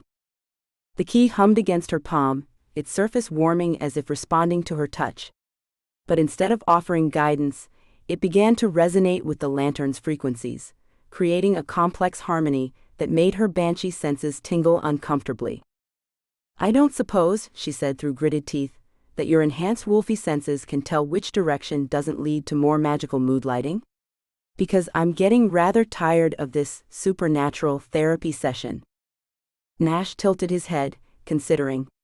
"Well, the flower song is strongest to the east, but west it is then." Mireya started walking, her dress gradually shifting from indigo to a more controlled slate gray. She could feel Nash's concerned gaze following her, and the flower's melody took on an almost questioning tone. "You know," Nash said, falling into step beside her, "sometimes the echo we're most afraid of is our own. Did you get that from a fortune cookie, or do werewolves have their own line of inspirational calendars?" Mireya forced herself to approach the nearest lantern with professional detachment, the way she might examine a particularly boring magical artifact at the council archives. But as soon as she reached for it, the echo within surged toward her Banshee senses like a desperate embrace. A young man's final moments unfolded, his acceptance of fate tinged with regret over an unfinished symphony. She'd warned him 3 days before his accident, and he'd spent those last hours composing frantically, trying to leave something beautiful behind. "Fascinating," she managed, her voice carefully controlled despite her dress rippling with waves of deep blue. "These echoes seem to be organizing themselves by emotional resonance, not chronology." Nash's questioning look prompted an eye roll. "Yes, I'm actually doing my job. Try not to faint from shock." The whispering key grew warmer in her grip, pulling her toward a dense cluster of lanterns. Each step brought fresh echoes washing over her. A grandmother's peaceful passing surrounded by family, a soldier's sacrifice to save his unit, a child's too early departure that still made her throat ache with unsung keening. Her dress darkened at the edges, storm clouds gathering in its fabric. "The key's getting rather insistent," she noted, trying to ignore how the mist curled around her ankles in sympathy. "Though its taste and direction leaves much to be desired." A particularly powerful echo caught her off guard. the artist who'd laughed at her warning, claiming inspiration struck best when dancing with death. Mireya's steps faltered, her carefully maintained walls cracking just enough for Nash to notice. Before she could step away, he moved closer, offering silent support without the awkward platitudes she'd come to expect from others. Her prepared sarcastic comment dissolved on her tongue. Instead, she found herself saying, "Well, if you're going to play werewolf guard dog, at least try not to shed on my dress." The emotional color changing is dramatic enough, without adding fur to the mix. Nash's quiet chuckle helped ground her, as more lanterns drifted their way, forming a loose circle around them. The ethereal lights pulsed in rhythm with her suppressed Banshee energy, creating an otherworldly dance of light and shadow. Her dress swirled with conflicting patterns, midnight blue shot through with silver, deep purple edged with storm gray, the colors bleeding into each other like watercolors in rain. "I suppose," she said reluctantly, watching the lanterns mirror her movements, "these echoes are responding to more than just proximity. My professional experience with death seems to be acting as a catalyst." The admission cost her, but the lantern's light softened, as if acknowledging her effort at honesty. The key hummed encouragingly in her palm, its warmth spreading up her arm like a gentle reminder that some secrets were meant to be shared. Just as she opened her mouth to explain further, the flower's haunting melody shifted. The new tune wrapped around her like a familiar embrace, and her heart stuttered in recognition. It was the death song she'd sung for the young musician, his unfinished symphony woven through her Banshee keening in a duet of farewell. Panic clawed at her throat as pitch black spread across her dress like spilled ink. The lantern's light flickered erratically, responding to her distress, and the mist at her feet began to spiral upward in agitated tendrils. "Oh, this looks cozy," Zara's ghostly form materialized through a cluster of lanterns, her semi-transparent appearance adding to the glade's ethereal atmosphere. "Having a little supernatural heart-to-heart?" Relief flooded through Mireya, though she masked it with a sharp smile. "Perfect timing. Care to join this delightful supernatural therapy session? I hear ghost stories are all the rage in emotional processing circles." Zara drifted closer, her spectral form disturbing the lantern's careful formation. "Honey, my therapy involves haunting my ex's new girlfriend's coffee shop. Much more satisfying than whatever emotional awakening you've got going on here." The familiar banter helped steady Mireya's nerves, her dress gradually shifting back to a more controlled shade of midnight blue. The death song faded from the flower's melody, though its echo lingered in the back of her mind like an unfinished conversation. "Your methods of emotional healing are truly inspirational," Mireya drawled, grateful for the distraction. "Perhaps we should start a support group, supernatural beings with boundary issues. We could meet weekly in the cemetery." Zara materialized with a theatrical shimmer, her vintage polka dot dress catching the ethereal glow of the floating lanterns. Being dead had its perks, like perfect dramatic entrances. "You know, when I died, nobody mentioned ghost duty would involve this much emotional baggage sorting." She gestured at the lanterns with an elegant translucent hand. "Though I suppose that's what I get for haunting such a dramatic town." The wailing glade lived up to its name tonight, with echoes whispering through the trees like gossipy debutantes. Zara floated between the lanterns, striking her best Audrey Hepburn pose against a weeping willow. "The afterlife is all about the angles, darlings." But her carefully crafted sass faltered when one particular lantern drifted closer, its light flickering with a familiar scene, her last performance at the Evergloam Community Theater. "Oh look, home movies. How mortifying." She watched her living self belt out, "Don't rain on my parade," while accidentally backing into the prop chandelier. Though I must say, even falling to my death, I maintained impeccable posture. Nash cleared his throat. "Zara, focus. The echoes? Honey, I've been dead for decades. Let me have my moment." She circled the pair, her pearl necklace casting prismatic light across Mireya's color-shifting dress. "Being dead gives you a unique perspective on unresolved issues. Like how that hairstyle really doesn't work for you, Nash. The whole rugged werewolf thing is so last season." Mireya's dress rippled with suppressed amusement, shifting to a subtle teal. "She's not wrong. See? The Banshee gets it. Zara reached for a luminescent moonflower blooming near her feet, only to have her fingers pass right through it. A flash of frustration crossed her features before she covered it with a bright smile. Right, still incorporeal. At least I never have bad hair days anymore. Static electricity is strictly a living person's problem. The lanterns seemed drawn to her presence, clustering around like starstruck fans. Zara drifted through several in succession, causing them to replay snippets of Evergloam's history.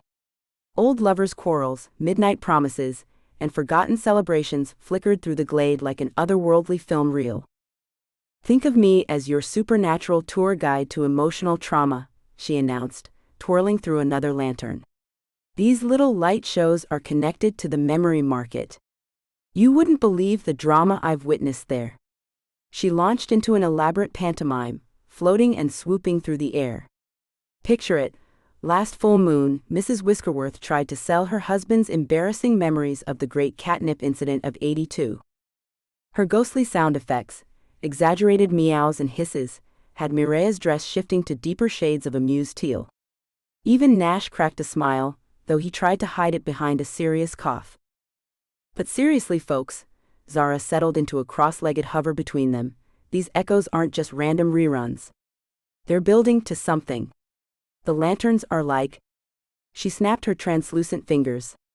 Like when you're watching a really good mystery show, and all those seemingly unrelated scenes suddenly make perfect sense in the finale. A lantern drifted close to Mireya, its light pulsing in sync with her Banshee energy. Zara noticed how Nash instinctively stepped closer to her, his protective gesture making the ghost smile knowingly. The memory market vendors have been gathering these echoes for years, Zara continued, absently adjusting her perpetually perfect pearls. They're usually contained within their stalls, safe and sound, until someone wants to purchase a specific memory. But now? She gestured at the free-floating lanterns. It's like someone opened all the DVD cases and scattered the discs everywhere. And honey, this collection definitely needs reorganizing. A flicker of movement caught Zara's attention, a distinctly lupine shadow that had nothing to do with the swaying trees. Ah, Donovan Lupescu, ever the persistent pest. She'd recognize that mismatched suit anywhere, even half hidden behind an ancient oak. Without missing a beat in her performance, Zara positioned herself between the group and their unwanted observer. Being dead had taught her the art of subtle maneuvering, though she did miss the satisfying click of heels against pavement. Floating just wasn't the same. You know what's absolutely scandalous? She twirled dramatically, her ghostly dress catching the lantern's light. The other day I was doing my usual haunt, because what else is a ghost to do, when I stumbled across the most delicious piece of history. She paused for effect, noting how Nash's ears perked up despite his attempt to look disinterested. Picture this, 1975, Sebastian Lightfeather in bell-bottoms. Purple. Sequined. Mireya's dress rippled with poorly suppressed amusement. You're making that up. Cross my heart and hope to, oh wait, too late for that. Zara winked, watching Donovan inch closer from the corner of her eye. But the real tea isn't about fashion crimes. It's about the energy patterns I've noticed since becoming, shall we say, atmospherically challenged. With a flourish worthy of her theater days, Zara swept her translucent hands through the air. The lantern's light responded, creating a shimmering map of Evergloam. She couldn't resist adding her personal touches. A tiny doodle of Grimble's shop with best gossip this side of the veil floating above it, and a sketch of the clock tower wearing a party hat. Here's the memory market, she annotated, drawing a sparkly circle, where Mrs. Whiskerworth's catnip incident is still the talk of the town. She added a small cat emoji-like drawing that made Nash snort. And here's the Wailing Glade, currently featuring yours truly in a command performance. But as she traced the patterns of magical energy flowing between locations, her usual sparkle dimmed slightly. The thing about being stuck between worlds is that you start to notice patterns. Like how history loves to do encores, and not always the good kind. She drew a series of interconnected lines, watching them pulse with an unsettling rhythm. These echoes? They're like a greatest hits album of Evergloam's most intense moments, playing on repeat. The scratch of pen on paper made her ghostly form tense. Amateur hour in the stealth department, really. She floated closer to Nash and Mireya, dropping her voice to a theatrical whisper that would have made her drama coach proud. Speaking of unwanted encores, she stage whispered, we've got company at 3 o'clock. And honey, that suit is definitely last season's clearance rack. She fanned herself with an incorporeal hand. I mean pinstripes with plaid? I know journalism doesn't pay well, but there are limits. Nash's nostrils flared as he caught Donovan's scent, but Zara placed herself between him and the lurking reporter. Now, let Mama Ghost handle this. She struck her best film noir pose, one hand draped across her forehead. I'll keep our furry friend occupied. After all, what's the point of being dead if you can't have a little fun with the living? She began to fade out, but couldn't resist one last dramatic flourish. And Donovan, darling, she called into the shadows, next time you're planning to spy, remember ghosts can read your notes. And your handwriting is atrocious. Ta-ta. With that she vanished completely, though her disembodied giggle lingered in the air. Being dead had its perks, and messing with nosy reporters was definitely one of them. Besides, she had some haunting to do, preferably somewhere in the vicinity of Donovan's notebook. Perhaps a ghostly coffee spill would improve his investigative technique. Chapter 5: Market Mayhem. Nash ducked as a glass bottle whizzed past his ear, trailing wisps of silvery memory essence. The memory market's floating stalls bobbed gently in the twilight air, but Zinnia Flickerfoot's cart was anything but gentle as it careened through the marketplace, spewing an impressive array of artifacts in its wake. Coming through. Important delivery. Also, possibly running from a very angry customer. Zinnia's voice squeaked above the chaos. Her patchwork coat flapped wildly as she ran, pockets snapping open and closed like hungry mouths, somehow catching more items than should have been physically possible.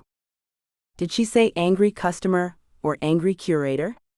Nash muttered, reaching out to snag another wayward bottle before it could shatter against a lamppost. Behind him, Mireya's dress shifted to a shade somewhere between amused violet and concerned gray. They followed the trail of chaos to Zinnia's stall, where the diminutive merchant was already stacking leather-bound books into a precarious tower.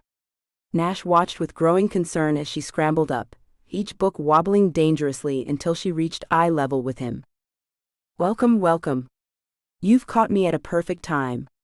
Everything's half off. Except the things that are double price. Those are very exclusive. Zinnia's red hair crackled and stood on end as she passed too close to a cluster of memory crystals, giving her the appearance of a particularly enthusiastic dandelion. Actually, we're looking for, Nash began, but his reflexes kicked in as a box labeled slightly used memories, now with extra nostalgia, teetered off the edge of her counter. He caught it one-handed, raising an eyebrow at the sound of wind chimes and distant laughter emanating from within. Excellent catch. You have the reflexes of a caffeinated squirrel. That'll be 20 silver. Zinnia beamed, already pulling items from her countless pockets. But while you're here, might I interest you in this genuine philosopher's stone? Only slightly used, barely any existential crisis left in it at all. We need information about the echoes, Mireya cut in, her dress deepening to an exasperated burgundy. Specifically, any artifacts that might be memory-infused tea cozy. Zinnia thrust a knitted abomination toward them that seemed to be humming a lullaby. No. What about this enchanted sock? It never loses its mate because it remembers where its pair went. Quite revolutionary for the sock industry, really. Nash's nose twitched as something caught his attention, a familiar resonance that made his fur want to stand on end. Through the cluttered display, he spotted a crystal that pulsed in sync with the nearby echoing lanterns. Before he could point it out, Zinnia had somehow produced an ornate glass bottle. Now this is special. Vintage memory perfume captures the essence of, oops.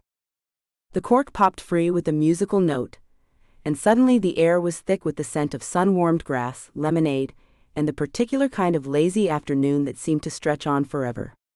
Nash's enhanced senses were overwhelmed by the nostalgia, making him stumble back into a precariously balanced display of preserved prophecies, slightly inaccurate. The resulting cascade of inventory sent Zinnia squealing as she tried to catch everything at once, her coat pockets working overtime. Nash dove in to help, grabbing artifacts left and right, when his hand brushed against a hidden panel beneath her counter. Through the wood, he felt the unmistakable pulse of echo energy. Oh, that's just storage for very boring things. Nothing interesting at all. Zinnia thrust a leather-bound book into his hands. But this is a genuine ghost's diary. Only read twice, and the second time barely counted because the reader was technically sleepwalking at the time. Nash held the diary, but kept his other hand near the hidden panel, his werewolf senses tingling with recognition. The energy signature matched the echoing lanterns perfectly. Zinnia, he said carefully, I think you might have something we really need to see. I have lots of things you need to see. Like this decorative plate that remembers all its previous dinners. Or this. The artifacts in the hidden compartment, Nash pressed gently. The ones that feel like the echoes. Zinnia's constant motion stilled for a moment, her expression shifting from manic saleswoman to something more calculating. Those aren't exactly for sale. They're more of a personal collection. For research purposes. Very boring research. About things. A lantern drifted past the stall, its light pulsing in perfect harmony with whatever lay hidden beneath the counter. Nash watched as Zinnia's eyes darted between the lantern and her secret storage, her hair crackling with nervous energy. Though I suppose, she said slowly, we could discuss a possible, academic exchange of information. For the right price. Nash maintained his most diplomatic smile as Zinnia twirled in place, one hand clutching a price chart written in what appeared to be 3 different languages and at least one form of interpretive dance notation. His enhanced hearing picked up Mireya's exasperated sigh, followed by the rustle of her dress, shifting to a shade he'd come to recognize as her 2 minutes away from screaming color. Now, according to the current market rate for mystical artifacts of questionable provenance, Zinnia declared, consulting her chart while performing what looked suspiciously like the hokey-pokey, we must factor in the lunar phase, the alignment of the stars, and whether Mercury is in retrograde, which it always is somewhere if you think about it. That's fascinating, Nash managed, still holding the crystal that had caught his attention. But maybe we could. The crystal chose that moment to activate, flooding his palm with warm light. Images flickered through his mind, the jagged entrance to Echo Heart Cavern, crystalline walls reflecting countless memories, a pool of water that seemed to sing with stored echoes. The vision faded as quickly as it had come, leaving behind the faint scent of mineral water and old magic. Ha! Zinnia's eyes lit up like a kid on Christmas morning. Spontaneous activation. That's a premium feature, very exclusive. The price just doubled. No, tripled. Actually, let me consult my special occasion pricing scroll. She dove headfirst into one of her bottomless pockets, her legs kicking in the air as she rummaged around. Nash seized the opportunity to examine the crystal more closely, noting how its energy signature matched the echoing lanterns perfectly. The craftsmanship is remarkable, he said casually when Zinnia emerged, her hair now somehow braided with price tags. Almost reminds me of some pieces I saw in the northern markets last spring. Oh well, yes, the northern markets are lovely, but this is clearly from the western, eastern, somewhere markets. Zinnia's nose twitched. But since you're such a discerning customer, might I interest you in our special buy 2 questionable artifacts, get 1 mysterious curse-free deal? The curses are very fashionable this season. Behind him, Nash heard Mireya's dress rustling ominously. He caught a glimpse of it darkening to storm cloud gray, and smoothly stepped between her and Zinnia's counter. Speaking of deals, Zinnia continued, producing a small velvet box from yet another pocket, I have this lovely lock of Banshee hair, only slightly used, barely screamed at all. Would make an excellent trade for... That won't be necessary, Nash cut in quickly, hearing Mireya's sharp intake of breath. Let's focus on the crystal. I'm sure we can reach a reasonable arrangement that doesn't involve anyone's hair. Zinnia's face fell slightly, but she rallied quickly. Well, if you insist on being traditional about it, I suppose we could discuss a standard price. Though I should mention my loyalty program. Buy 10 catastrophe-causing artifacts, get the 11th one half off. Nash leaned forward, letting just a hint of his natural charm shine through. What if we discussed a mutually beneficial arrangement? The crystal, plus any information you might have about its origin, in exchange for? He named a figure that made Zinnia's eyes widen. Well, when you put it that way. She began stuffing items into a bag that appeared to be made of mismatched socks sewn together. And because you're such a preferred customer, I'll throw in this complimentary memory preservation pouch. Very exclusive, very chic. The sock patch design is all the rage in certain circles. Mostly circular ones. As Nash reached for his coin purse, the crystal pulsed strongly in his other hand. The sensation pulled like a compass needle, pointing unmistakably toward Echo Heart Cavern. He could feel the resonance growing stronger, urging them toward whatever secrets lay hidden in those depths. Oh, and no refunds on prophetic directions. Zinnia called as they turned to leave. But do keep my loyalty program in mind for future catastrophes. I'm running a special on apocalypse preparation kits next week, very gently used, barely any dimensional rifts at all. Nash tucked both crystal and sock pouch safely away, carefully not looking at Mireya's expression as they made their way through the market. The crystal's pull was impossible to ignore now, like an itch under his skin drawing him toward the cavern. Whatever answers they were looking for, it seemed Echo Heart was their next stop, whether they were ready or not. If that crystal leads us into another magical disaster, Mireya muttered beside him, her dress flickering between irritation and reluctant amusement, I'm going to start charging hazard pay. Come on, Nash grinned, unable to help himself. Where's your sense of adventure? I left it in my other dress, along with my tolerance for sock-based storage solutions. Donovan crouched behind a rickety stall, displaying bottled memories in mason jars, his knees protesting against the cold cobblestones of the memory market. Dust motes danced in the afternoon light as he adjusted his enchanted camera for the 1000th time, the magical lens refusing to focus on Nash and Mireya's suspicious huddle near Zinnia's overflowing cart of curiosities. Come on, you worthless piece of... He tapped the camera's crystalline viewfinder, which responded by shooting sparks into his eye. Ow! Blasted council-approved equipment. The camera had cost him 3 months' worth of paychecks from the Supernatural Sentinel, but it would be worth every penny when he exposed Sebastian's incompetence in handling the Echo crisis. His editor had promised front-page coverage, assuming he could get actual evidence this time. Reaching blindly into his jacket pocket, Donovan grabbed for his emergency bacon-flavored stress snacks, a journalist's best friend during stakeouts. Instead of the familiar crunch, his teeth met fire. Pure unholy fire. Yow. He clamped both hands over his mouth, eyes watering as ghost pepper heat exploded across his tongue. Through tear-blurred vision, he caught a glimpse of Zara's translucent form floating nearby, her spectral shoulders shaking with silent laughter. Very mature, he hissed between desperate pants, fumbling for his water flask. What are you, 12? Eternally 27 actually, Zara's voice whispered on the breeze. And you're welcome. The entertainment value was worth the effort of corporeal manipulation. Donovan ignored her, focusing his camera on Mireya as she approached one of the floating lanterns. The Banshee's silver hair rippled with otherworldly energy, and the lantern's glow intensified in response. Perfect. His fingers flew across his notepad, unregistered Banshee powers affecting unstable magical artifacts. Clear violation of SCREAM. Regulation 47.3b. Council chaos, echoes of incompetence, he muttered, underlining the potential headline. No, too obvious. Sebastian's failure, a special investigation, now that's got teeth. The crystal on Zinnia's cart suddenly pulsed with brilliant blue light, drawing his attention.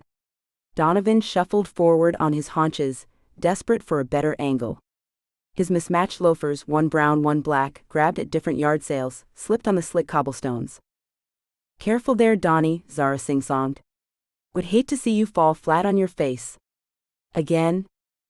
"Don't call me." His foot caught on his own trailing shoelace. Donovan pinwheeled his arms, somehow managing to stay upright while clutching his precious camera to his chest. "I meant to do that. Professional investigative technique." "Oh, absolutely. Very smooth. I'm sure that's exactly how Woodward and Bernstein did it." A soft golden glow caught his peripheral vision. One of the echoing lanterns had drifted toward his hiding spot, its light pulsing with stored memories. Donovan waved his hands frantically, trying to shoo it away without drawing attention. "No, no, no, go bother someone else, you glorified nightlight." His flailing hand passed through the lantern's ethereal surface. The artifact hummed to life, projecting a spectral scene right above his head. A younger Donovan at the Supernatural Sentinel's holiday party, attempting to perform Werewolves of London at karaoke while thoroughly drunk on enchanted eggnog. "Oh, this is even better than the Ghost Peppers," Zara cackled as spectral Donovan howled off-key into a floating microphone.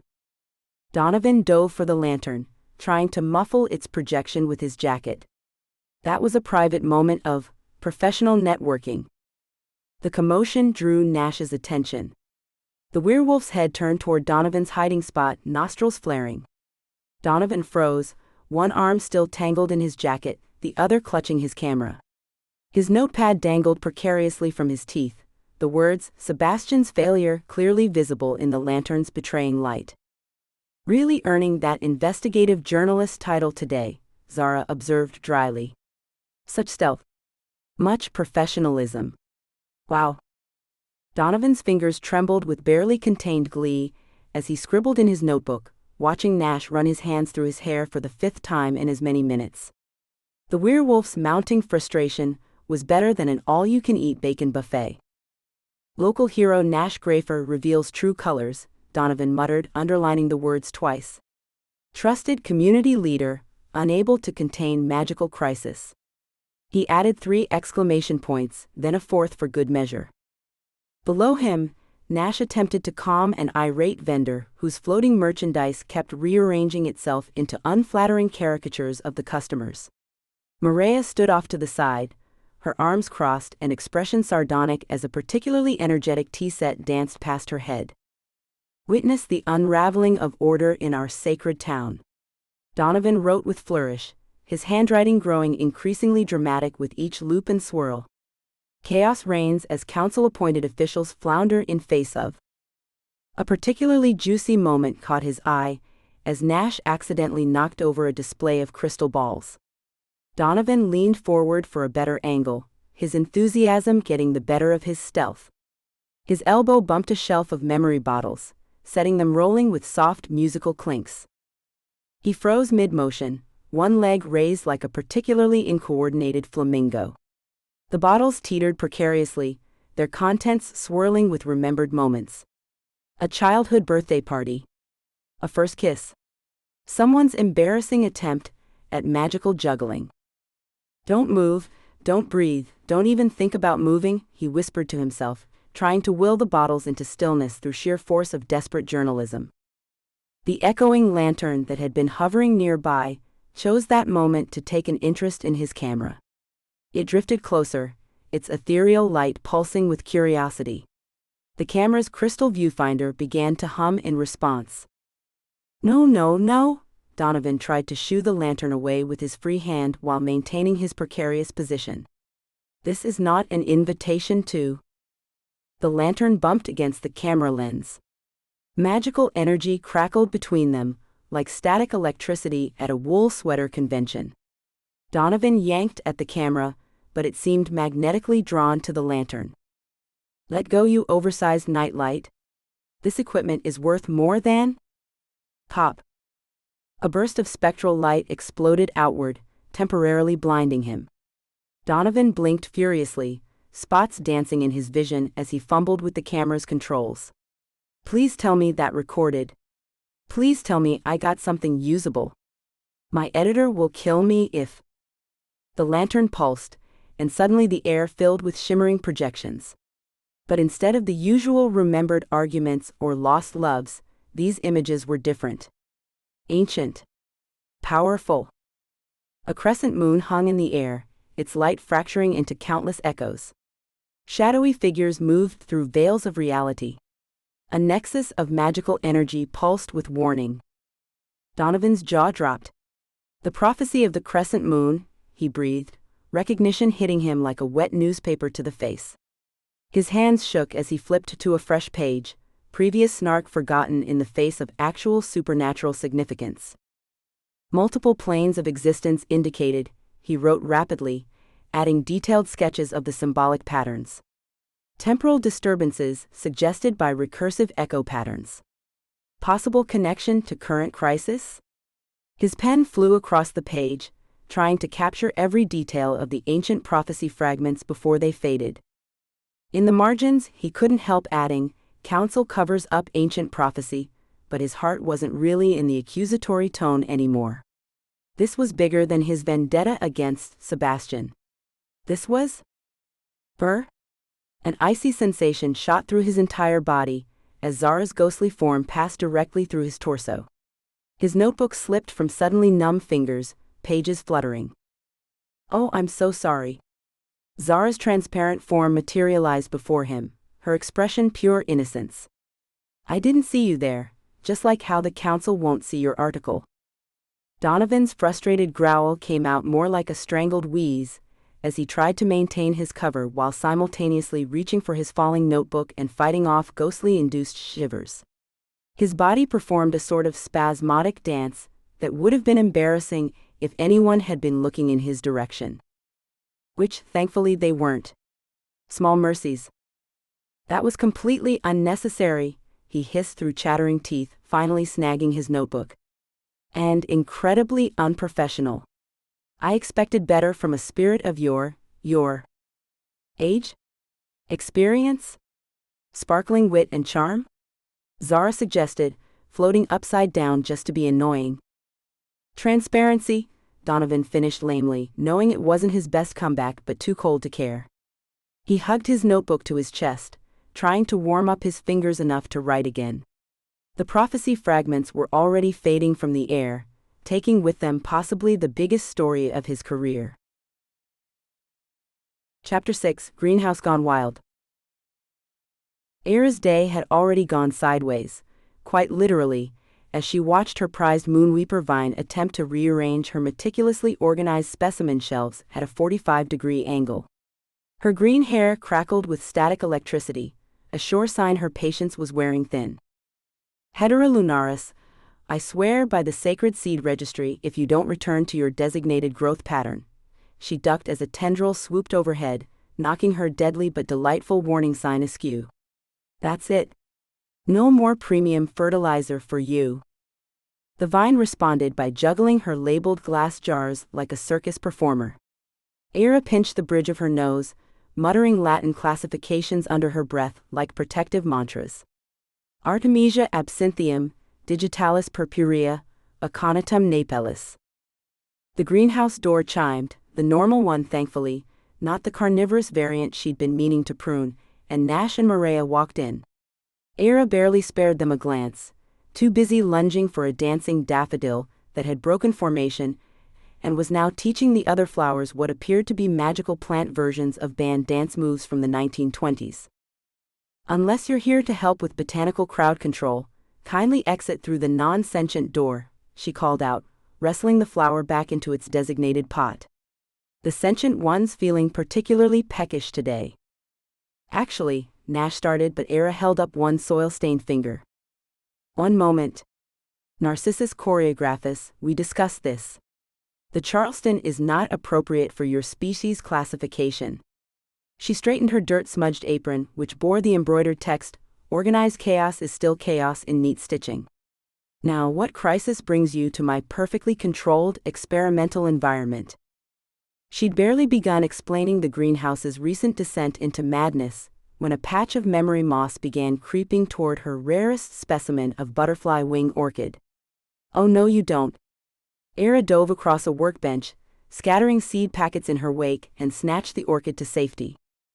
The memory moss, ever helpful, immediately projected a crystal-clear replay of her less-than-graceful rescue attempt, complete with her squeak of alarm and tumbling hairpins. As I was saying, Era continued, trying to maintain dignity while extracting herself from a tangle of enthusiastic ivy, the plants have been exhibiting highly irregular behavior patterns. My classification system is in shambles. Shambles?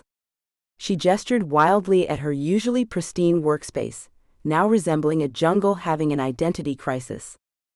Nash pulled out a crystal, and Era's eyes widened. Grabbing 3 different leather-bound journals from nearby shelves, while dodging another Moonweeper assault, she began cross-referencing frantically. The resonant frequencies could explain the disruption in my categorical imperatives, though that doesn't account for the dancing daffodil's sudden interest in prohibited dance moves. A sweet melodic humming filled the air. Era's head snapped up so fast her hair whipped around like angry seaweed. No, no, no. She rushed to a bed of luminescent roses, their petals pulsing in time with the crystal's energy. They're 2 octaves higher than scheduled. This completely disrupts their sonic photosynthesis pattern. She yanked a growth chart from its perfectly aligned wall mounting. See? See? They should be in G minor until the next full moon. This is acoustic anarchy. Gesturing for Nash and Mireya to follow, Era began navigating the botanical obstacle course her greenhouse had become. She ducked under an amorous arch of kissing clematis, sidestepped a patch of ticklish thistle, and narrowly avoided being serenaded by a quartet of singing snapdragons. Mind the bouncing bulbs, they're feeling particularly springy today, she warned, marking notes in a floating notebook that followed her like an eager puppy. Under normal circumstances, I maintain strict protocols for growth patterns, feeding schedules, and appropriate interspecies socialization. But now? She paused to redirect a wandering Venus flytrap away from the rare herb section. Now I have waltzing willows, teaching salsa to shy violets. Do you have any idea how long it took me to coax those violets out of their comfort zone? Years. The crystal in Nash's hand pulsed, and a nearby cluster of gossip grass began whispering frantically. Era whipped out a tiny set of pruning shears. Don't you dare spread that rumor about the passionate peonies. I don't care if you saw them staying up past their photosynthesis curfew. Era was in the middle of scolding a particularly rebellious patch of giggling ground cover when Mireya's dress shifted from stormy gray to a deep indigo. The change rippled through her greenhouse like a wave, and suddenly every moonglow marigold and spectrum snapdragon began cycling through matching hues in perfect synchronization. Fascinating. Era whipped out her third best documentation notebook, the first 2 being temporarily indisposed by some overenthusiastic ink-drinking ivy. The chromatic resonance suggests a previously undocumented sympathetic response between 5 flora and Banshee-influenced magical artifacts. The implications for cross-species magical botany are simply... Era, Nash interrupted gently, the echoes? Right, yes, of course. She made one final note about color saturation levels, before reluctantly pocketing her notebook. But then her eyes caught something that made her usually steady hands tremble. The heartstring herb, her prized specimen that typically grew in perfect geometric patterns, had twisted itself into an irregular formation. Its delicate silver stems traced a spiderweb of lines that matched the fracture pattern Nash had described in the resonant heart. Oh dear, she whispered, her composure cracking like a drought-stricken leaf. They've been trying to tell me. All this chaos, it wasn't random at all. She traced the pattern with a shaking finger. My plants have been responding to the echoes this entire time, and I was too focused on maintaining order to notice. Well, looks like someone's control issues are showing again, sang out a cheerful voice. Era spun around to face a smug-looking truth-telling tulip, its petals shimming with knowing satisfaction. That's quite enough from you, she snapped, reaching for the flower's petals. But the tulip wasn't finished. Remember last week when you spent 3 hours alphabetizing the moss specimens by Latin name and color variation? The tulip swayed mockingly. Or yesterday, when you had a minor meltdown because the morning glories bloomed 4 minutes ahead of schedule. I said that's enough. Era firmly closed the tulip's petals, ignoring its muffled protests about her unhealthy attachment to color-coded growth charts. Clearing her throat and smoothing her apron, she pulled out a pristine roll of parchment. Now then, regarding Echo Heart Cavern. Her quill flew across the paper, creating an intricately detailed map. You'll want to follow the path marked by the luminous lichen, but do note the difference between the true luminous lichen and the similar-looking but entirely untrustworthy faker's foxfire. I've included a 17-point identification guide in the footnotes. She labeled each landmark with precise botanical terminology, adding small illustrations of key plant specimens. The entrance is flanked by ghost orchids, genuine ones, not the common imitations. And please note section C4 of the supplementary index regarding proper identification protocols. 4. A surge of magical energy pulsed through the greenhouse, setting off a chain reaction. The bouncing bulbs started ricochet off the glass walls like organic pinballs. Era darted between her specimens, adjusting support stakes and murmuring soothing Latin classifications. The cavern's energy fields are highly unstable, she called out while ducking under an airborne acrobatic asparagus. The crystalline formations can amplify emotional resonance by up to. She batted away an overly amorous Venus butterfly trap that seemed determined to give her a leafy embrace. 300%, according to my latest calculations. Finally reaching her storage area, she pulled out a carefully organized bundle of protective herbs. Each stem was measured to exactly 3 1/4 inches, wrapped in color-coded twine with precise labels noting harvest times and magical potency ratings. Rosemary for clarity, lavender for emotional stability, and a rare variant of ghost mint for echo resistance, she explained, straightening a slightly crooked leaf with twitching fingers. And please, she added, watching as a group of waltzing willows attempted to start a conga line, try to maintain some semblance of order in the cavern. The echoes have caused quite enough chaos in my greenhouse. A nearby sympathy sage patted her shoulder with a silvery leaf. Era sighed, watching Nash pocket the herb bundle with what she considered insufficient attention to maintaining its precise arrangement. The directional markers I've noted should keep you on track, assuming you follow the cardinal orientation guidelines in Appendix B, subsection. The truth-telling tulip managed to work its petals open again. She's worried sick about the greenhouse, but too proud to ask for help. Era's cheeks flushed as she spun around to face the troublemaker. That's it. You're being relocated to the timeout terrace. Juliet burst through the greenhouse door, her purple hair crackling with magical static and her round glasses slightly crooked. The sight of Era's usually pristine greenhouse in chaos only amplified her determination to help. Plants writhed and twisted in magical overgrowth, while Nash and Mireya stood amid the botanical bedlam, looking somewhat shell-shocked. Don't worry, Era. I've been practicing plant calming spells, mostly successfully. Juliet brandished her fix-it wand, with perhaps more enthusiasm than precision. The wand gave an ominous little sparkle that she chose to interpret as encouragement. Era's eyes widened in alarm. Juliet, wait. But Juliet had already zeroed in on the moonweeper vine that was currently attempting to braid itself into elaborate Celtic knots. Just a teensy adjustment. She flicked her wand with what she hoped was a graceful flourish. The vine froze mid-braid. For a brief, hopeful moment, everyone held their breath. Then it threw back its leafy head and burst into an operatic rendition of O Sol Mio. Mireya's dress shifted to an alarmed crimson, as the vine hit a particularly passionate high note. Well, she drawled, that's one way to handle it. At least it's got good pitch. Juliet offered brightly, already pivoting to tackle the next crisis. A cluster of daffodils had broken into an impromptu dance routine that looked suspiciously like a tango. She adjusted her glasses, fascination overtaking common sense. Who knew flowers could tango? Actually, that's kind of impressive. Nash tried and failed to suppress a grin. Maybe we should focus on containing, rather than critiquing their choreography? Right, of course. Juliet aimed her wand at the patch of memory moss creeping across the floor. This should do it. Containus memoriam. The moss shimmered, then projected a series of magical holograms into the air. Suddenly, they were all watching Nash, significantly younger and sporting what appeared to be a mullet, performing an enthusiastic air guitar solo at a middle school talent show. Oops! Juliet winced, though she couldn't help giggling. Though Nash, that talent show performance was quite something. The knee slide was particularly inspired.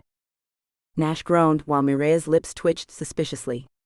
If we could focus on the task at hand, rather than my tragic fashion choices. Of course. Juliet spun around, her sweater, today featuring tap-dancing black cats, swishing as she faced the more delicate specimens. We need barriers around these sensitive plants. I've got just the spell.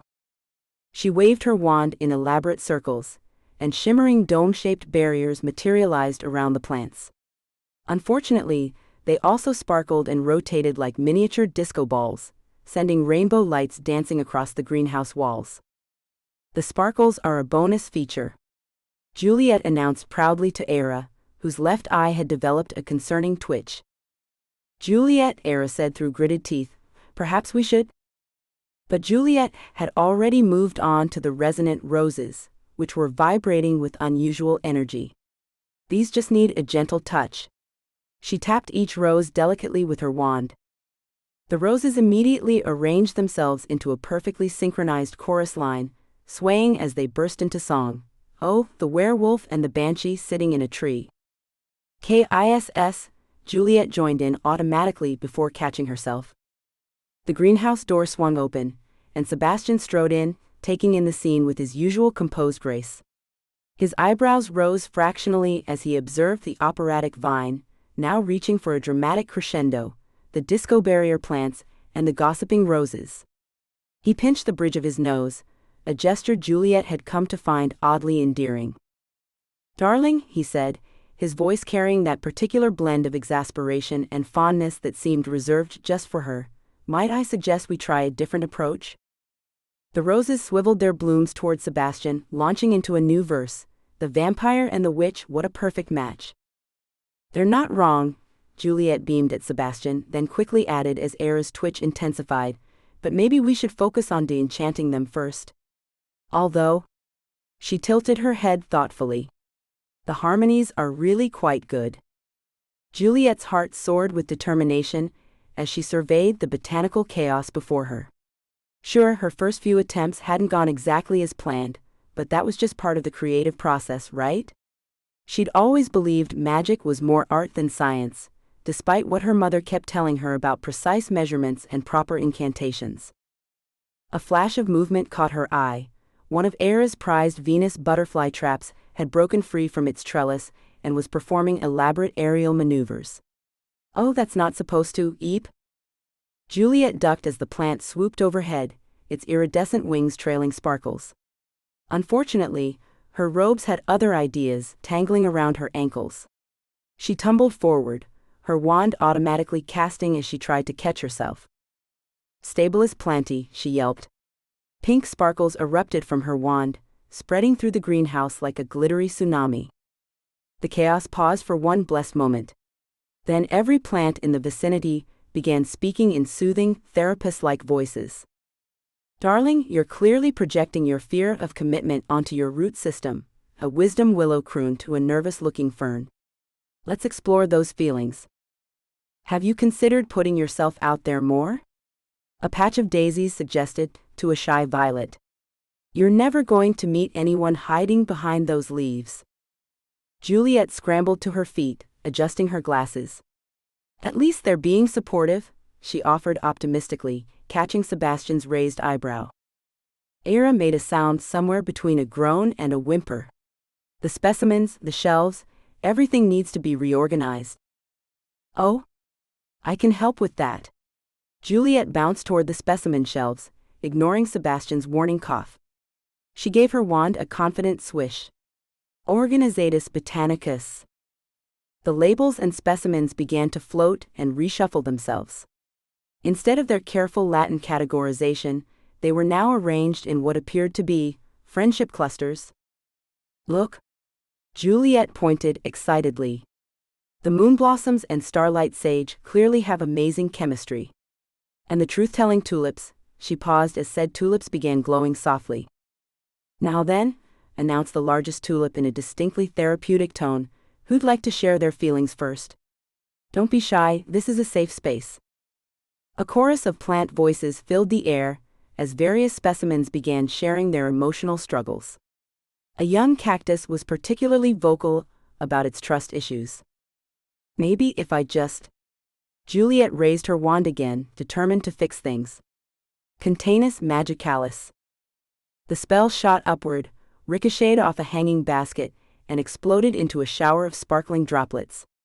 Within seconds, a miniature rainbow-colored rain cloud had formed near the greenhouse ceiling, complete with tiny lightning bolts that made musical chimes when they struck. The plants beneath the cloud began swaying in obvious delight, their leaves reaching up toward the magical precipitation.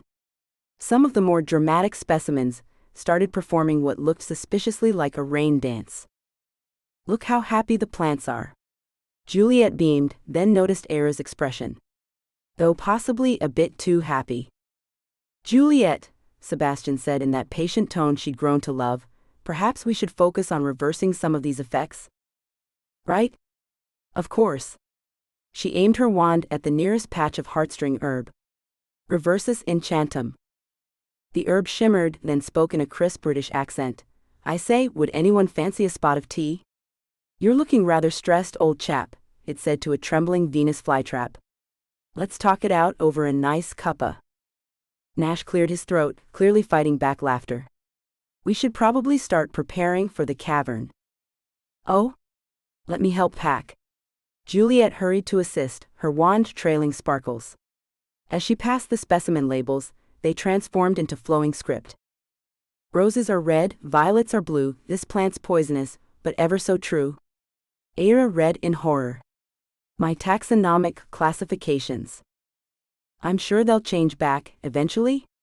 Juliet offered hopefully, then turned her attention to the protective herb bundles they'd need for the cavern. One quick spell to enhance their properties couldn't hurt, right? The bundles immediately burst into song, Don't Stop Believing. Hold on to that feeling. Think of it as a musical accompaniment for your cave adventure.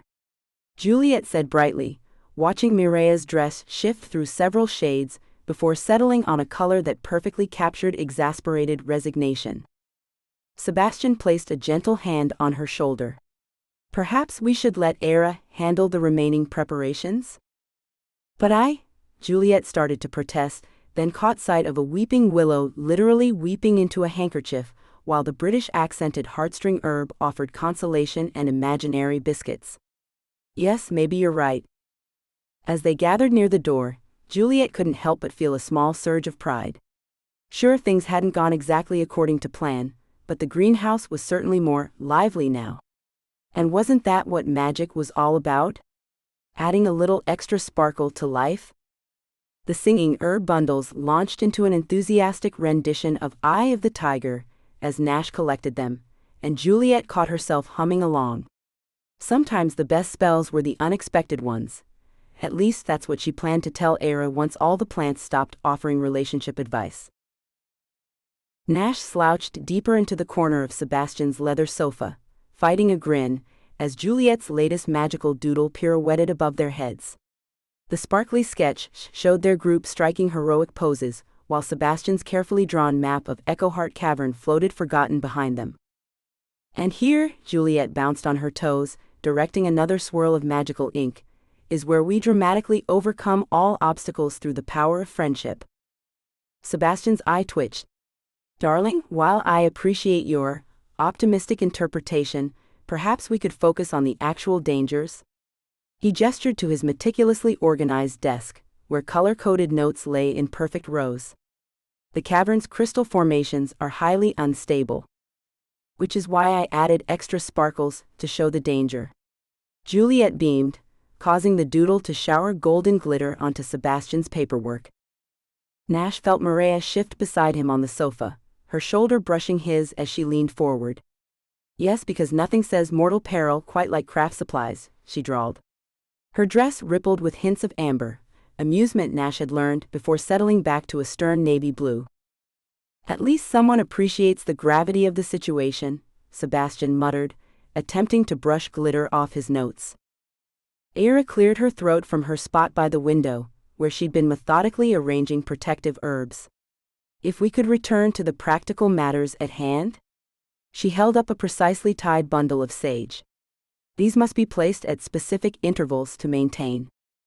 A stray wisp of Juliet's magic swirled past, and suddenly all of Era's carefully labeled herbs rearranged themselves with a cheerful pop. Oh? Now they're organized by emotional resonance instead of Latin names, Juliet explained brightly. See? The sage was feeling very type A, but the moonflower's going through something. Nash watched Era's face cycle through several expressions before settling on rigid calm. These are scientific specimens. She began relabeling with handwriting so perfect it looked printed. Your calligraphy is lovely, Nash offered, trying to be helpful. Very precise. Unlike everything else about this planning session, Mireya muttered, just loud enough for Nash to hear. He bit back a laugh, earning a sidelong glance that made her dress flicker with warm colors again. Sebastian cleared his throat. If we could focus? The cavern's crystal formations will amplify emotional energy. Any strong feelings could trigger. Jazz hands. Juliet's latest doodle demonstrated enthusiastically. Potentially catastrophic resonance, Sebastian finished, dodging a floating sketch, trying to add a disco ball to his serious expression. Darling, the dire predictions don't need glitter. Everything needs glitter, Juliet insisted but lowered her wand slightly. Nash pulled out his notebook, determined to at least attempt proper documentation. Next to him, Mireya provided running commentary under her breath. Fascinating how everyone processes stress, she whispered. Sebastian organizes, Era labels, Juliet bedazzles existence itself, and you pretend to take notes while actually doodling paw prints in the margins. Nash quickly covered the corner of his page. Your running criticism is very helpful, he whispered back but couldn't help smiling when she smirked. The herbs must be handled with extreme care, Era interrupted, holding up color-coded instruction sheets. Note the precise timing requirements for maximum efficacy. What if we added tiny bow ties? Juliet suggested. Just little jazzy ones to help tell them apart? Era's eye twitched. These are protective talismans, not party favors. They can be both. Juliet waved her wand again, and a small demonstration bow tie appeared on the nearest herb bundle. Nash watched Mireya's dress shift through shades of purple as she suppressed a laugh. Your mood is showing, he murmured. Shut up, she replied, but her dress betrayed her with a warm flicker of gold. Sebastian rapped his knuckles on the desk. Focus, please. We need to discuss the entrance ritual. Another magical doodle appeared, this one showing their group doing an elaborate choreographed dance number into the cavern. That's not quite what I had in mind, Sebastian sighed. Nash caught himself grinning at Mireya's barely contained snort of laughter. Somehow, amid all the chaos of glittery doodles, color-coded warnings, and Era's increasingly rigid posture, he felt oddly optimistic. Maybe they weren't the most coordinated team, but they were trying. Even if their attempt at serious planning had devolved into magical doodles and sarcastic whispers. Besides, he thought as Mireya's dress rippled with another hint of gold, some chaos wasn't necessarily a bad thing. Nash watched the playful mood evaporate as Sebastian unrolled a shimmering map across his desk.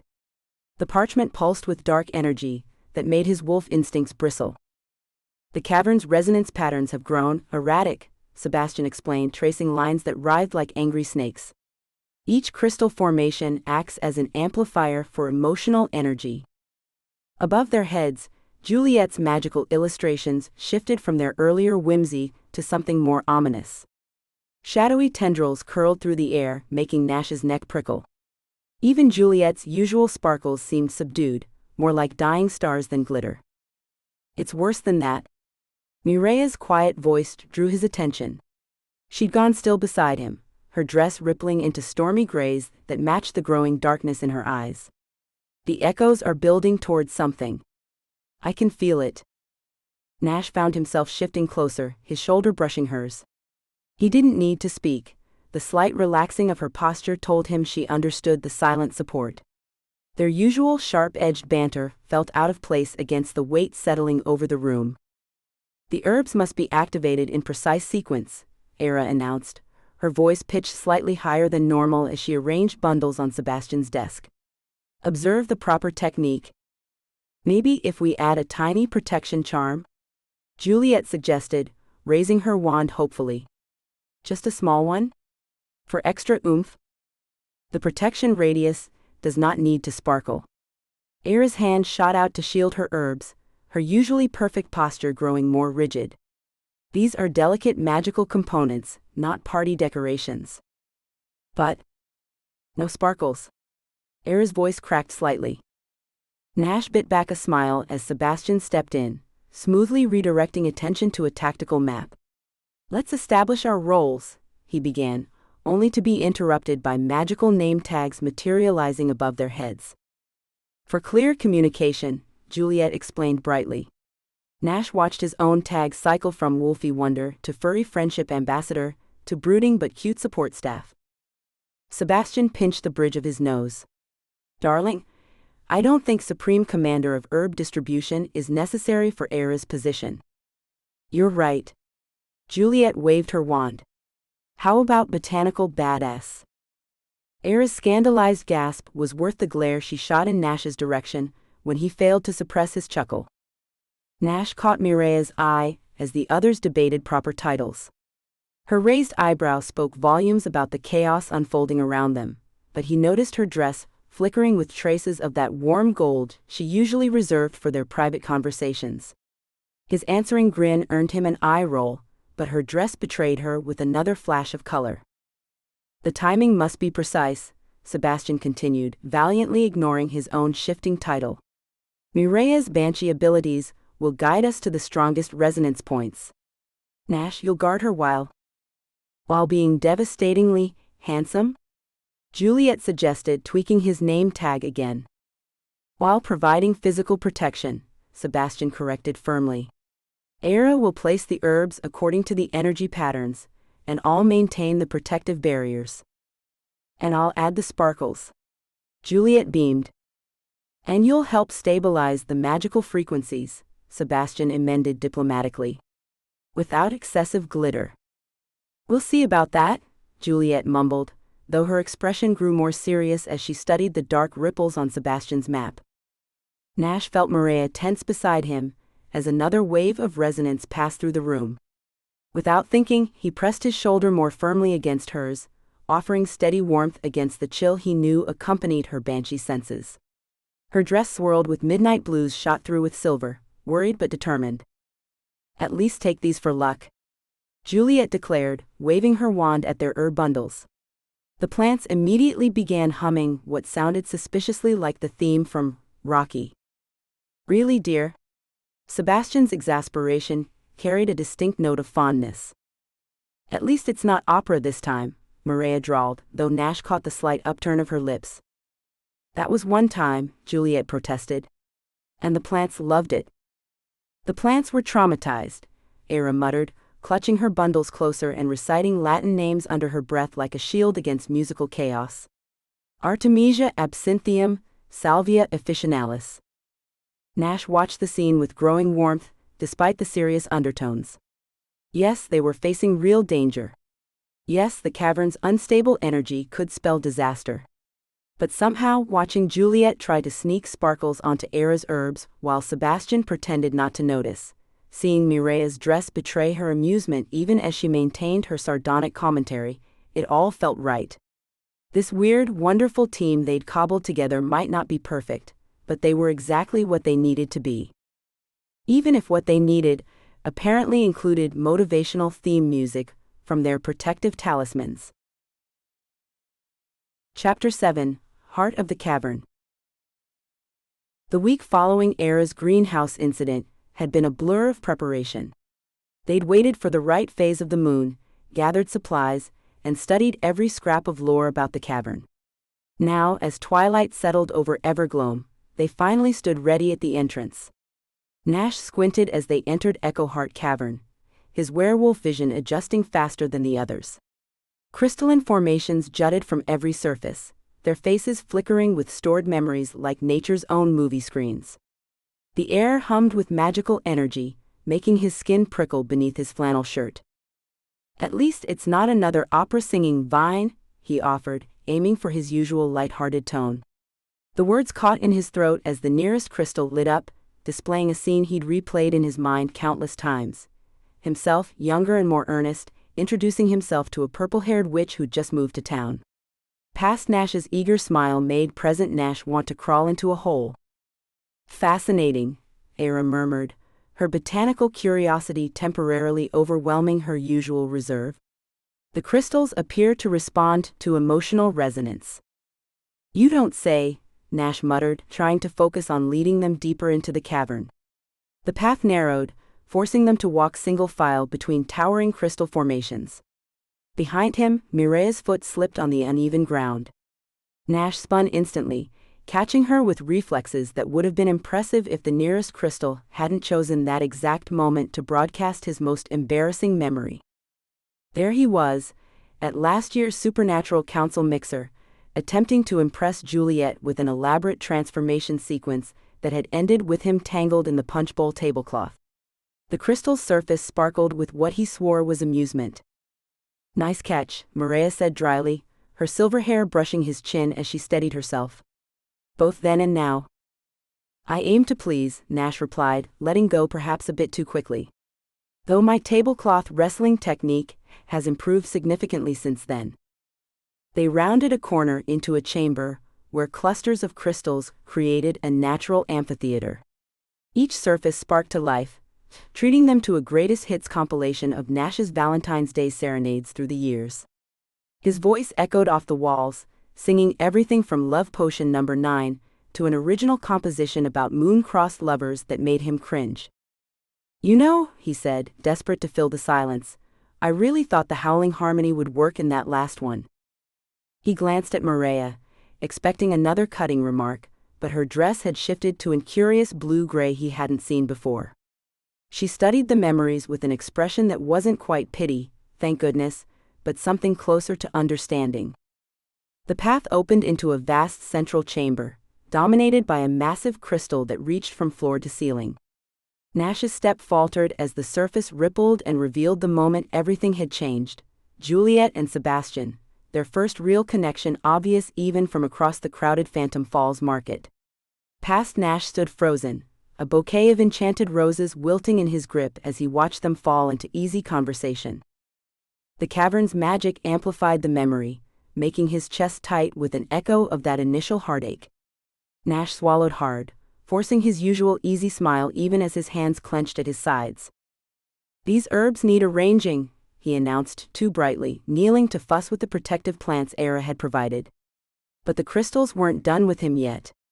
Smaller formations near the floor flickered to life, showing fragments of lonely nights spent running through Evergloam's forests, his wolf form silhouetted against the moon as howls of frustration and loss echoed through the trees.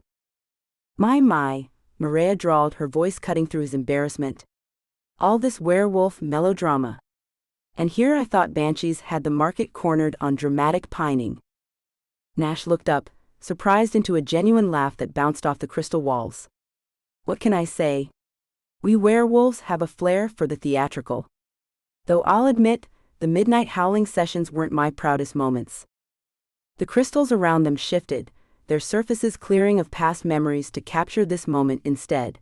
Nash and Mireya, surrounded by the cavern's ethereal glow, sharing something that felt remarkably like friendship.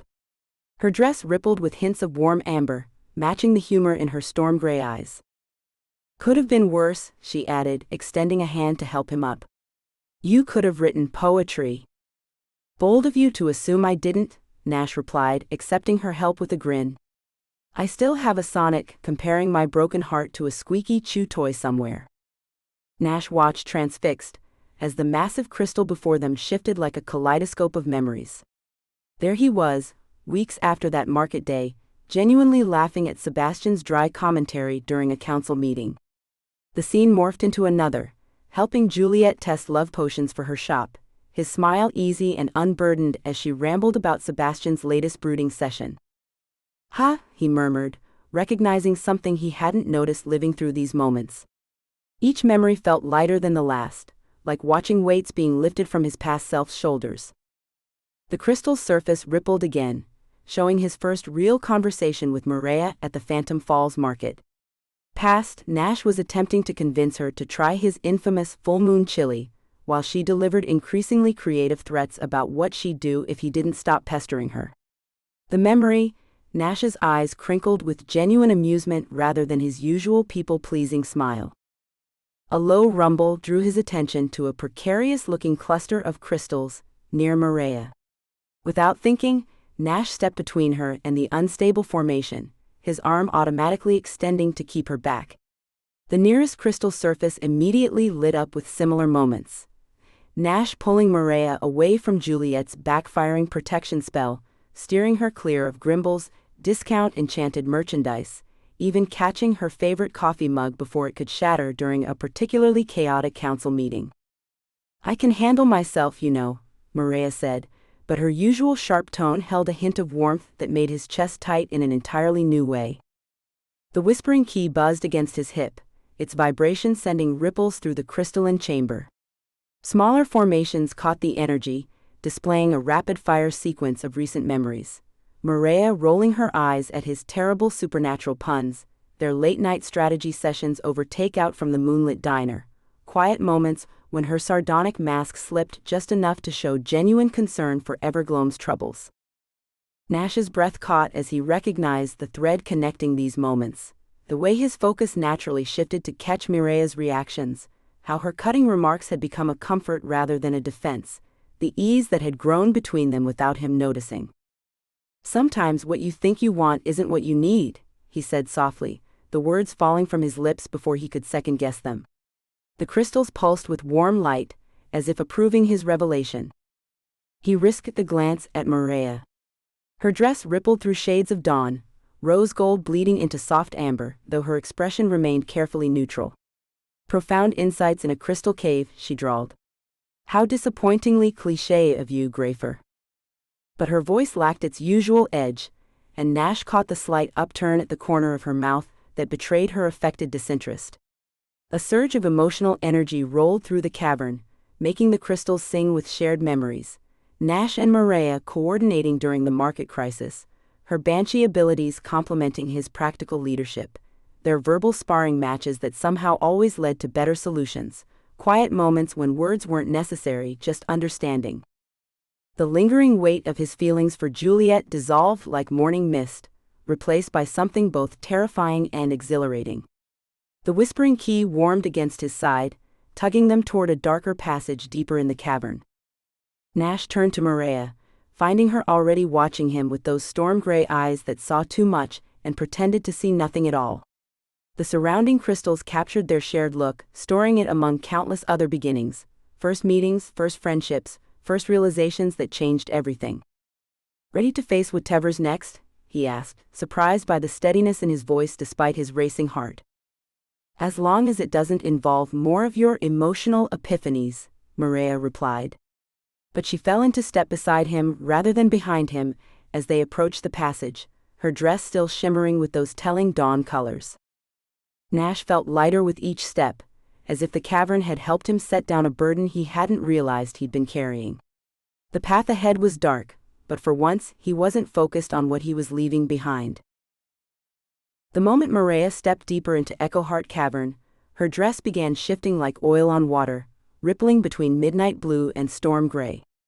The crystals lining the walls pulsed in sync with her Banshee energy, amplifying the otherworldly power she usually kept tightly controlled.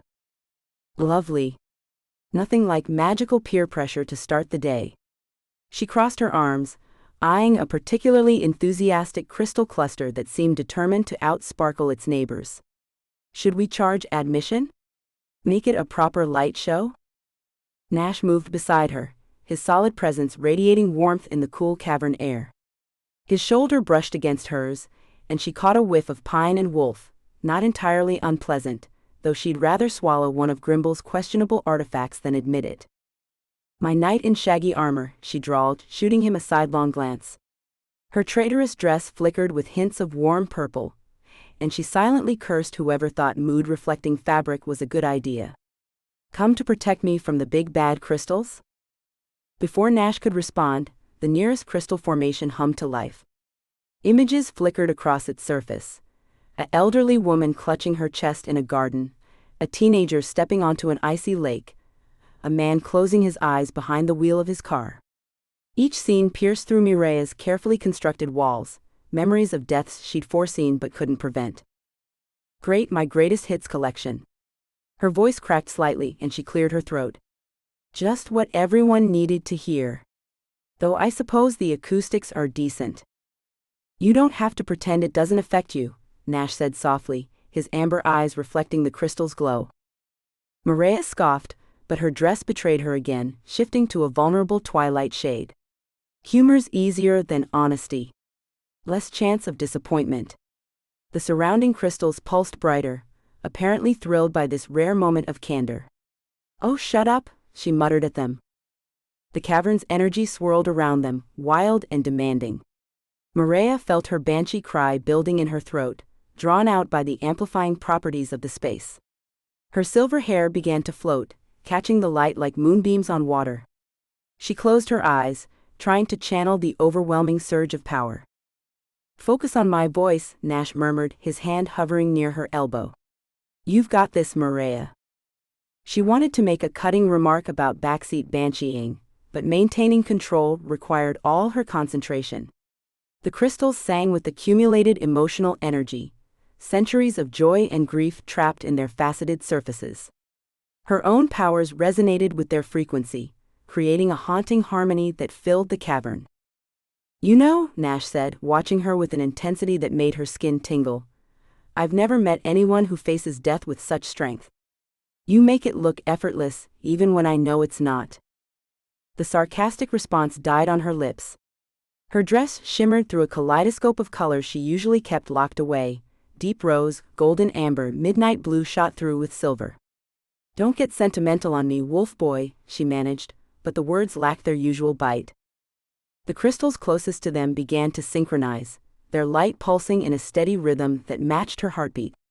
Mireya felt the familiar cold touch of her banshee powers, but for once it didn't feel like a burden. Maybe it was the cavern's influence, or maybe it was the way Nash kept watching her like she was something remarkable instead of something to fear. "If you tell anyone about this moment of weakness," she said, her voice barely above a whisper, "I'll deny it completely and curse your tail to glow in the dark." Nash's laugh echoed off the crystal walls, rich and warm. "Your secret's safe with me, though I have to say a glowing tail could be useful for nighttime runs." A smile tugged at her lips before she could stop it. The cavern's energy continued to build around them, but with Nash's steady presence beside her, Mireya found herself less afraid of what it might reveal. After all, some secrets were worth sharing, even if they came wrapped in sarcasm and threats of magical retaliation. The force of Mireya's banshee cry rippled through Echoheart Cavern, and the crystals lit up like a supernatural light show. To her horror, they began projecting memories she'd carefully locked away, herself watching Nash help an elderly ghost find peace, making a snarky comment about his hero complex while her chest tightened with unexpected warmth. Another flash showed her rolling her eyes at his terrible wolf puns, fighting back a smile she hadn't wanted him to see. "Oh, wonderful, a greatest hits compilation of my most embarrassing moments," she muttered, her dress darkening to deep plum with mortification. "Remind me to leave a scathing review of this attraction." Nash's amber eyes caught the crystal light as he watched the memories play out. "You know what I love about your wit?" The word love sent her powers skittering sideways, disrupting her careful control of the energy flow. "Careful there," she recovered, steadying her voice. "Almost made me think you enjoy my sparkling personality." Her traitorous dress rippled with threads of dawn pink, and she silently cursed whatever ancestor thought mood-revealing fabric was a clever idea. "I mean it," Nash continued, apparently oblivious to her internal crisis. Your humor got me through some rough patches. Remember that time at the memory market when I was wallowing about Juliet? You mean when I told you to stop acting like a kicked puppy because it was making the actual puppies look bad? The crystal nearest them helpfully projected that exact scene, complete with her concerned expression poorly masked by snark. Another surge of Banshee energy had her stumbling, but Nash's arms were there, steady and warm. The moment his hands touched her shoulders, the cavern erupted in a cascade of shared memories. Nash laughing at her deadpan delivery of ghost puns. Mireya pretending not to notice when he left coffee on her porch during particularly rough death omens, their gradual shift from reluctant partners to whatever this was. Or when Sebastian and Juliet announced their engagement, Nash continued, still holding her steady. You found me at the Phantom Falls Overlook and said that anyone who couldn't see your worth needed their eyes checked, preferably by a professional, Mireya finished quietly. Though I believe I phrased it as, if they're too blind to appreciate a decent werewolf, they deserve the vampire drama they're getting into. Her carefully constructed emotional walls began to crack as Nash continued listing moments. Times when her caustic humor had hidden genuine care, when her sarcasm had carried truth she hadn't been ready to acknowledge. Her dress shifted through colors she'd never shown before, deep rose shot through with gold, twilight blue threaded with silver starlight, colors that spoke of trust and possibility and things she usually guarded with razor-sharp wit. Stop, she whispered, but there was no bite in it. You're making me sound positively nice. Heaven forbid, Nash smiled, his thumb tracing circles on her shoulder. Your reputation for terrifying snark is safe with me. The cavern hummed with harmonious energy, as her banshee cry found its rhythm with the crystals. For once Mireya didn't fight to maintain her usual sardonic distance. Maybe it was the cavern's influence, or maybe she was just tired of pretending her walls hadn't started crumbling the moment Nash had looked at her sharp edges and decided to stay anyway. I suppose, she said softly, there are worse things than being understood. A pulse of light ahead caught their attention, drawing their eyes to a fractured crystal heart floating in a natural alcove. The resonant heart's broken pieces glowed with familiar energy, each shard reflecting the emotional barriers they'd both finally begun to break down. Well, Mireya said, her voice steadier than she felt, at least we found what we were looking for. Though I have to say, the metaphor is a bit on the nose. Chapter 8, Shadows in the Heart. Sebastian held the resonant heart with practiced delicacy, centuries of handling ancient artifacts evident in his careful movements. The fractured crystal pulsed with an unsettling familiarity that made his jaw clench. Beneath its surface, the threads of violet magic wove through the cracks like poison veins. The heart's crystalline matrix hummed against his palms, each shard vibrating with its own frequency. What had once been a perfect lattice of magical harmonies now produced discordant notes that set his teeth on edge. Through the fractures, he could see the original spellwork, delicate patterns laid down by the founders during the triple moon convergence, now twisted and corrupted. The prophecy warned of this, he muttered, tracing one particularly deep crack with a careful finger. When the crescent rises thrice in shadow's light, the veil between worlds grows thin as spite. Ancient words, memorized during his earliest days on the council, now carrying new weight. Each fragment told its own story of sabotage. Here, a carefully placed stress point designed to amplify emotional discord. There, a web of violet energy redirecting the heart's stabilizing influence into something more volatile.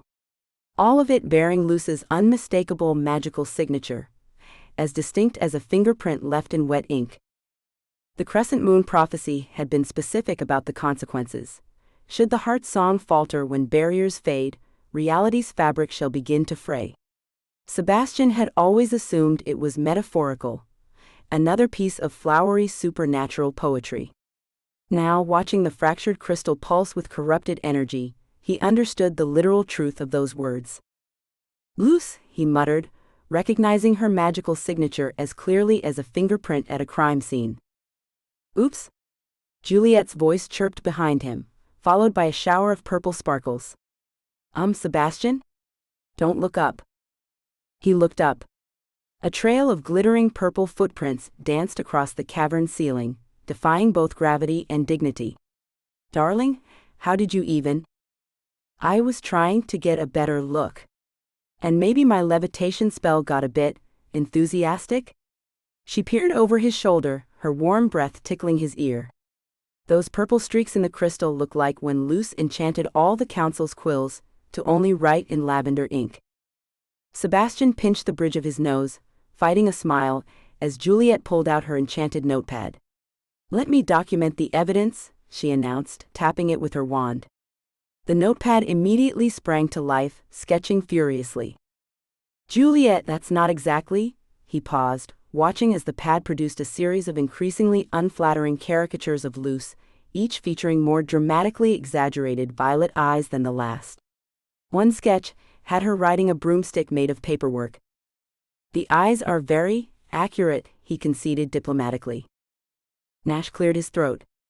"Care to share with the class what's got you looking like someone spelled your coffee decaf?" Sebastian straightened his already impeccable posture.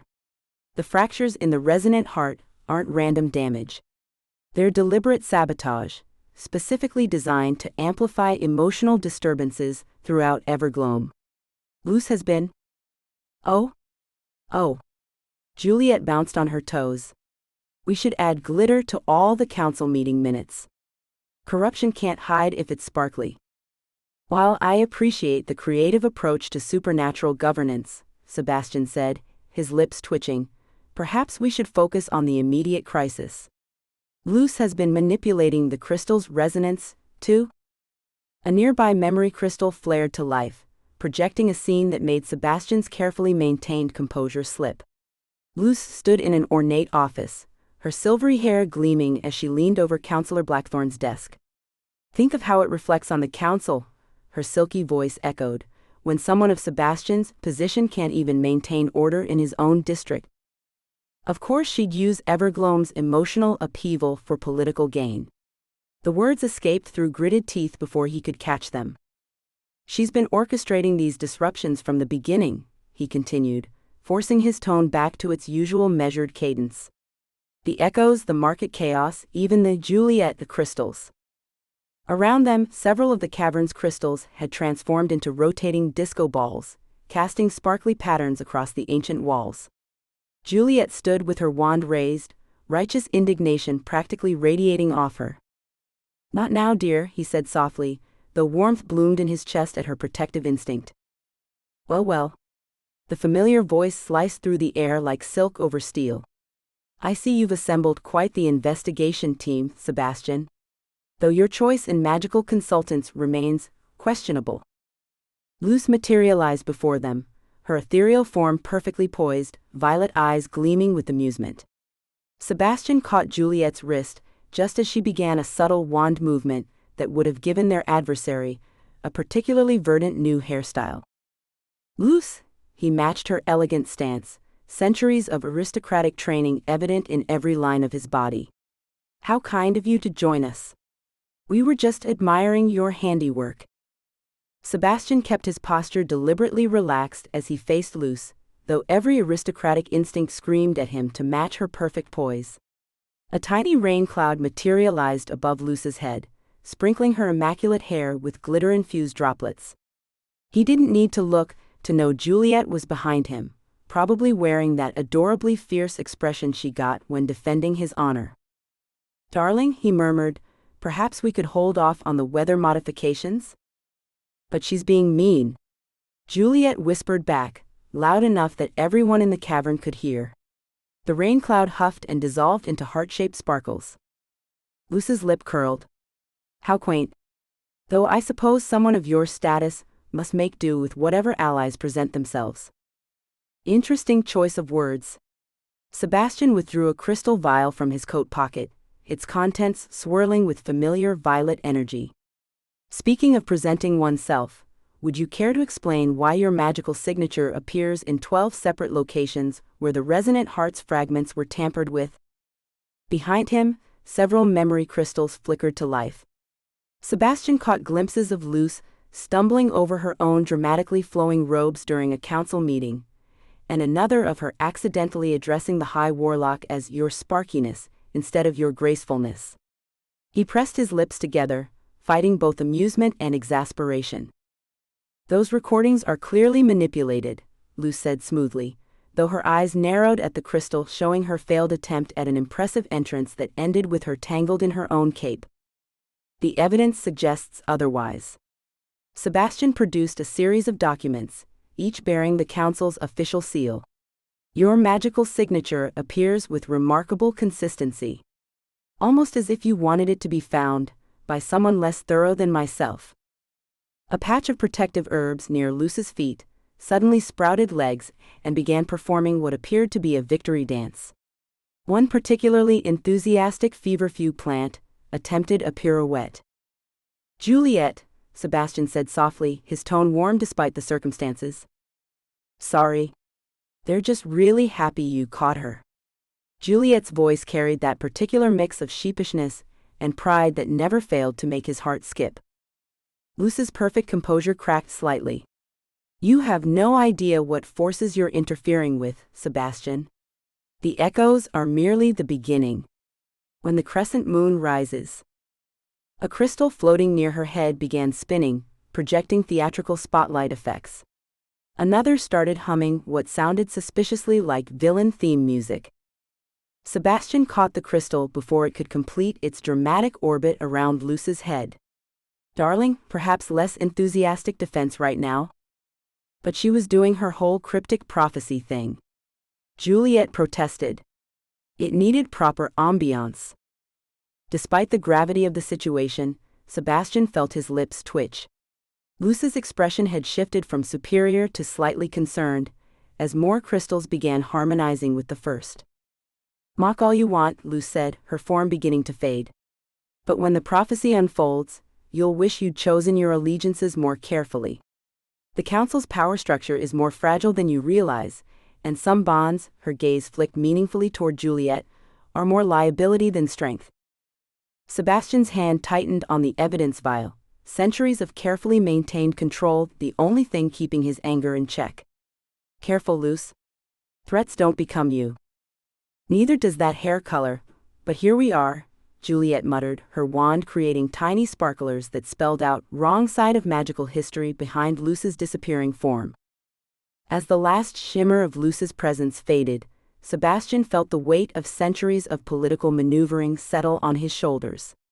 Every council meeting, every seemingly casual conversation with Luce, all of it took on new meaning now.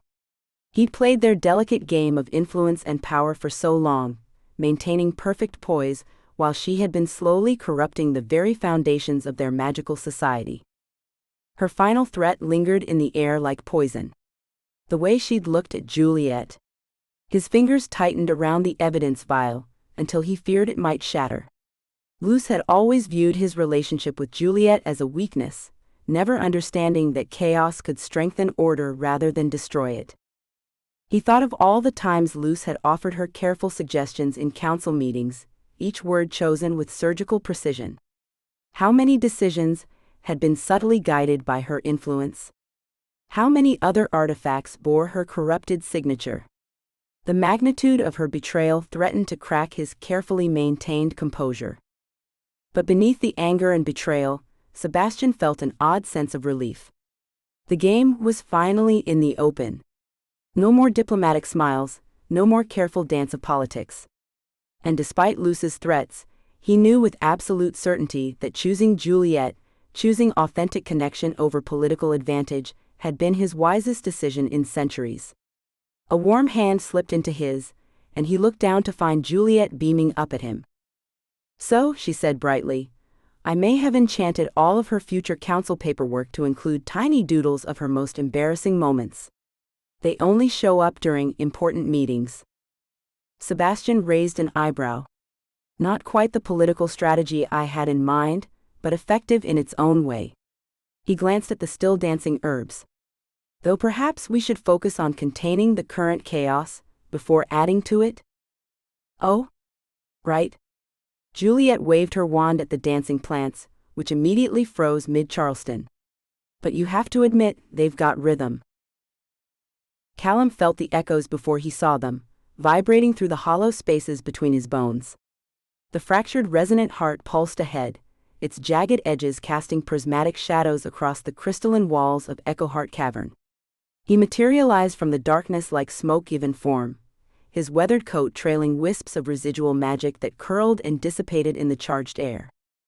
"The echoes remember what we try to forget," he murmured, his voice carrying the weight of old grief. The others startled at his appearance, Nash's hand instinctively moving toward Mireya, Sebastian's posture tensing, Juliet nearly dropping her enchanted notebook. The crystals sang to him, a discordant symphony of memories trying to break free. Callum drifted along the cavern walls, letting his fingers trail across the rough surfaces. Each touch left traces of pale light in his wake, like phosphines dancing behind closed eyes. "Thin places growing thinner," he whispered, watching the light ripple outward. "Like tissue paper between worlds." "Hey, a buddy?" Nash stepped forward, attempting his usual friendly approach. "Mind explaining what you're doing here?" Callum's hollow gaze settled somewhere past Nash's shoulder, seeing something that existed more in memory than reality. Moonlight weeps through the veil's tears while shadows dance on memory's stage. His gaunt features caught the crystal light at odd angles, creating the unsettling impression of a face assembled from broken mirror shards. "Great, another cryptic weirdo," Mireya muttered, but Callum's attention snapped to her with unexpected sharpness. The scattered fog in his eyes cleared momentarily, revealing an intense focus that made even the Banshee take a step back. "Banshee songs bridge the gap," he stated with startling clarity, his words ringing true against the cavern walls. "But bridges can be crossed from both sides." The words seemed to hang in the air, heavy with warning. Sebastian pushed forward, his patience wearing thin. "Enough riddles. What do you know about these disturbances?" Instead of answering directly, Callum raised one trembling hand. His fingers traced elaborate patterns in the air, leaving behind ghostly symbols that matched the strange markings etched into the resonant heart surface. "Some wounds are doors," he responded, his voice dropping to barely a whisper. "And some doors shouldn't be opened." The nearest crystals began to pulse with an odd frequency, their light taking on a sickly quality. Images flickered across their faces, memories but wrong somehow. Too sharp, too dark, too real. A woman's scream cut off mid-breath. A child's laughter that slowly transformed into something else entirely. The smell of burning roses, and the taste of copper pennies. Callum watched each fragment, with the weary recognition of someone who'd seen them all before. His own reflection multiplied across the crystal faces, each version of himself slightly different, younger, older, whole, broken, living, dead. "The echoes aren't just memories," he continued, his words taking on a rhythmic quality. "They're possibilities that bled through when the heart first broke. Every choice unmade, every path not taken, every grief that could have been but wasn't." He turned back to the group, his eyes now reflecting the same fractured light as the crystals. "Until now." Nash cleared his throat. "Are you saying these echoes are from other worlds?" "Other versions," Callum corrected, trailing his fingers across another crystal cluster. The surface rippled like disturbed water, showing Nash himself, but with silver eyes and sharper teeth, standing beside a different Mireya whose hair burned like white fire. "The heart keeps them separate, usually. But the barriers grow thin." Mireya stepped closer to the resonant heart, her banshee energy making the crystals hum in response. "And what happens when they get too thin?" A shadow passed across Callum's face, something between fear and recognition. "Ask the empty spaces where people used to be. Ask the memories that don't belong to anyone anymore." His hand dropped to his side, leaving a trail of fading light. "Ask the echoes why they sound like screaming." Callum felt the heart's fractured rhythms pulling at him, each pulse a familiar ache that resonated with the magical residue clinging to his worn coat. He moved around the artifact in a slow, drifting circle, his feet barely seeming to touch the ground. The crystal's light bent around him, creating overlapping shadows that didn't quite match his movements. "Crescents wane, crescents wax, what was sealed now cracks," he sang softly, the words rising unbidden from some deep well of memory. The crystals vibrated in response, sending uncomfortable ripples through the cavern air. Nash winced, and Callum noticed the werewolf's ears flatten slightly against his head. The magical residue surrounding him intensified, wisps of silvery energy coiling more thickly around his shoulders. "They're slipping through," he murmured, his gaze distant. "Shadow people wearing echo faces, trying on lives that aren't theirs to keep." He'd seen them in Evergloam's quiet corners, figures that looked almost right until you noticed the way their features shifted like smoke, or how they cast shadows in impossible directions. A burst of bright magical energy made him flinch and curl inward. Juliet had pulled out her wand, its tip sparking with well-meaning but chaotic power.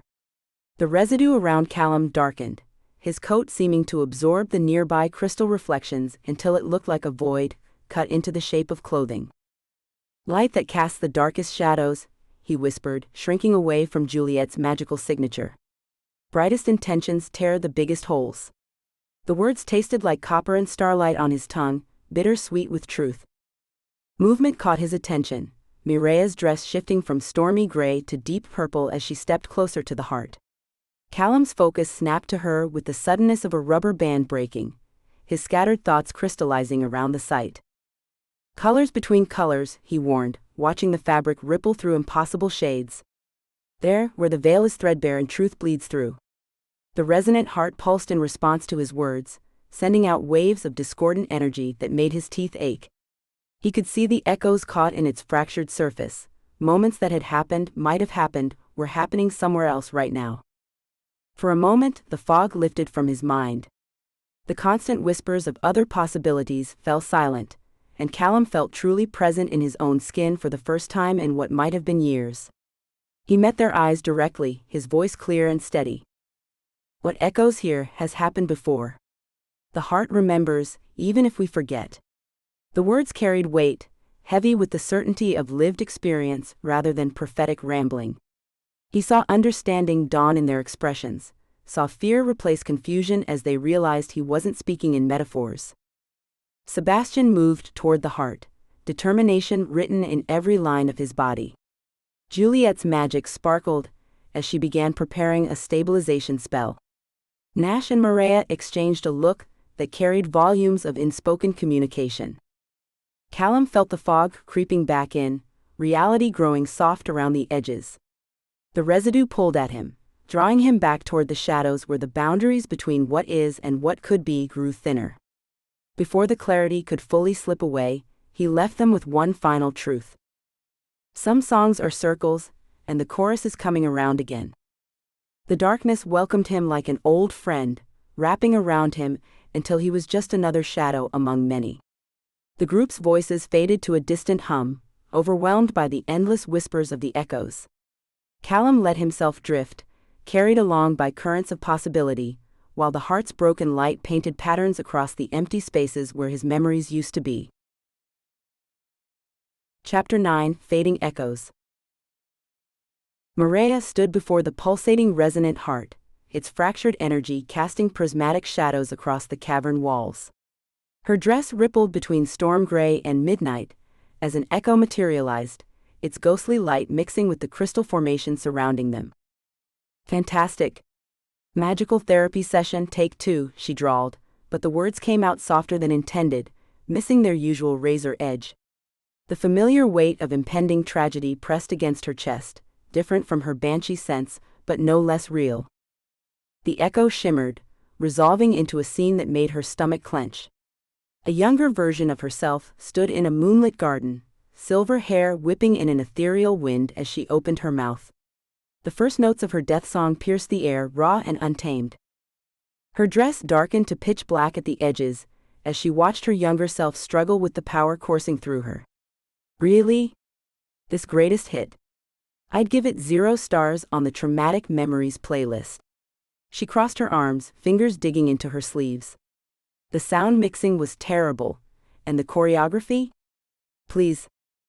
Nash moved closer, his warmth a stark contrast to the cavern's chill. For once Mireya didn't step away, though she shot him a warning glare. "If you make a single letting your walls down joke," she said, painfully aware of the traitorous flickers of lavender bleeding into her dress, "I will personally insure you howl soprano for a month." "Wouldn't dream of it," Nash replied, though his lips twitched. "Though your threats are getting more creative." The echo shifted like smoke and wind, scenes flowing one into another. Younger Mireya turning away from offered friendships, deflecting concern with cutting remarks, building walls of wit and sarcasm brick by careful brick. Classic avoidant attachment style, Nash commented, counting off on his fingers. Deflection through humor, preemptive rejection to avoid being rejected, and my personal favorite, using sarcasm as emotional distance. Wonderful analysis, Dr. Wolf. Your rates are terrible. Mireya's voice cracked on the last word. Do you offer group rates for supernaturally traumatized banshees? Only on full moons, he shot back, then softened. You're not the only one who's built walls, you know. The echo swirled again, showing a teenage Mireya discovering how effectively humor could keep others at arm's length. She watched her younger self practice witty comebacks in the mirror, honing them like weapons. Her dress rippled with colors she usually suppressed, deep blues of sorrow, flashes of angry red, the vulnerable purple she despised. It's easier to make people laugh than let them close enough to hurt you, she admitted, the words feeling like stones in her throat. Tragedy's inevitable in my line of work. Might as well get the jokes in first. Says the Banshee who just helped save an entire town, Nash pointed out. You know, I used to think if I was funny enough, helpful enough, nobody would notice how much it hurt watching Juliet with Sebastian. He ran a hand through his hair. Turns out deflecting with humor just means you're lonely and have better punchlines. Mireya rolled her eyes, but let her dress settle into honest colors for once, a mix of cautious hope and lingering fear. Great, now we're both being disgustingly sincere. This better not become a habit. She paused, watching the echo fade.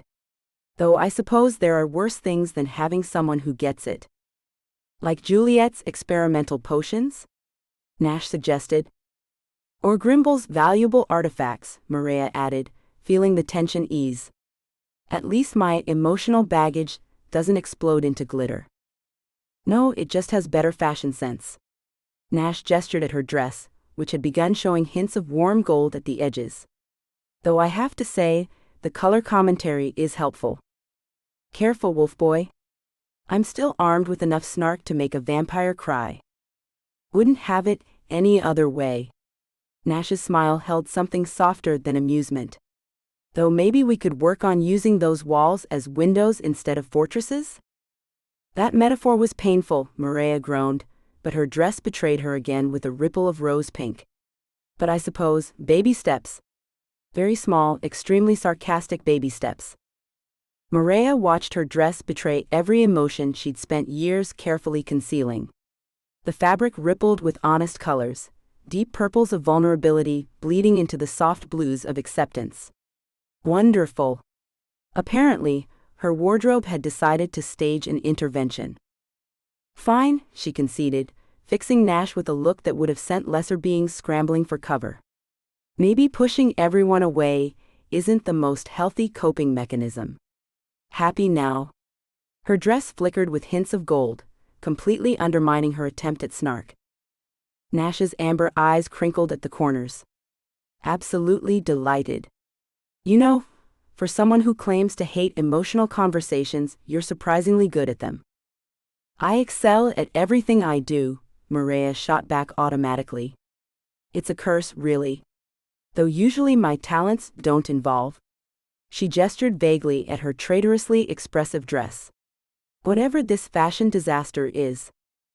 The resonant heart pulsed in sync with her words, its fractured surface catching and multiplying the colors swirling across her dress. Great. Even ancient magical artifacts were getting in on the emotional exposure. Your sparkling personality is showing, Nash teased, and to her horror, Mireya felt a genuine laugh bubble up. Her dress shimmered with dawn colors, soft pinks and warm gold she hadn't worn since, well, ever. Don't get used to this emotional transparency, she warned, though the effect was somewhat ruined by the persistent warmth in her dress. I have a reputation to maintain. Can't have people thinking I've gone soft. The cavern's crystals hummed around them, picking up the resonance of her banshee energy. Mireya felt it building in her throat, that familiar pressure of impending prophecy. But this time, instead of fighting it, she let her guard down just a fraction. The cry that emerged wasn't the usual keen of tragedy. Notes of hope wound through the melancholy, creating an otherworldly harmony that set the crystals glowing. Her dress rippled in response, a symphony of colors she'd never dared show before. That was... Nash started.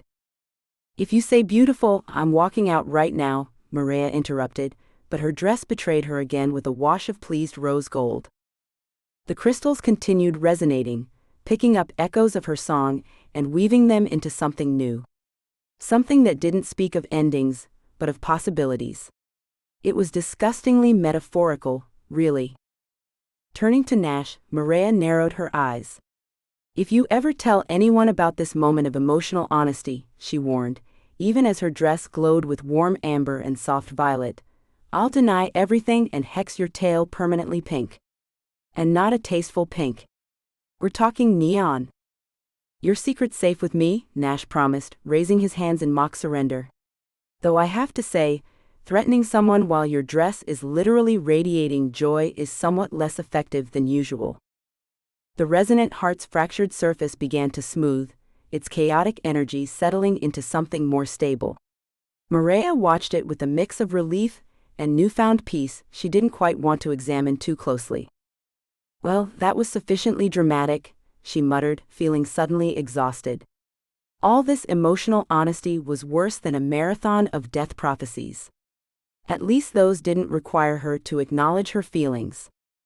The cavern's light dimmed to a gentle glow, and Mireya found herself swaying slightly. Before she could catch herself, she was leaning against Nash's solid warmth. Her dress settled into a blend of colors she'd never allowed before: trust, contentment, and something dangerously close to affection. "Not a word about this, wolf boy," she warned, though the threat was somewhat undermined by how she didn't move away. "Not one word." The crystals hummed softly, echoing with fragments of her transformed cry. Mireya refused to acknowledge how perfectly they harmonized with Nash's quiet chuckle, or how her dress shimmered in response. She had a reputation to maintain, after all. Even if it was currently being undermined by every piece of fabric she was wearing. Nash watched the shimmer of colors ripple across Mireya's dress as they made their way through the dimming cavern. The sight reminded him of their first meeting, when she'd fixed him with that withering stare and declared him an oversized puppy with boundary issues. The memory pulled his lips into a grin. These days her barbed comments carried an unmistakable warmth, like a cat that pretended to hate attention while secretly craving it. "What's that insufferable smile about?" Mireya asked, picking her way carefully around a cluster of crystals. Nash reached out to steady her elbow as she navigated a particularly treacherous patch. "Just thinking about how much nicer you are to me now. I mean, you haven't threatened to Banshee scream my ears off in at least 2 hours. Don't get used to it." But her dress betrayed her, shifting to a soft amber that matched his eyes. "You know," he teased, helping her over a fallen crystal formation, "you've ruined me for normal conversations. I actually miss being insulted when people are nice to me. The other day, someone complimented my fur, and I waited for the punchline for 5 whole minutes." "Poor puppy," Mireya drawled, but her lips twitched. "I suppose I'll have to work harder to maintain your preferred level of emotional damage." A crystal to their left suddenly flickered to life, projecting an image of their first reluctant partnership. Echo Mireya stood with arms crossed, looking thoroughly unimpressed as Echo Nash tried to convince her to help with the lantern investigation. "Oh look," Nash chuckled, "our origin story. Notice how much better my comebacks got since then? I had to level up just to keep up with you." "Please, you're still working with training wheels. Though I suppose you've graduated from fetch jokes to..." Mireya's retort cut off in a yelp as she stumbled over a loose stone. Nash caught her automatically, one arm around her waist, the other steadying her shoulder.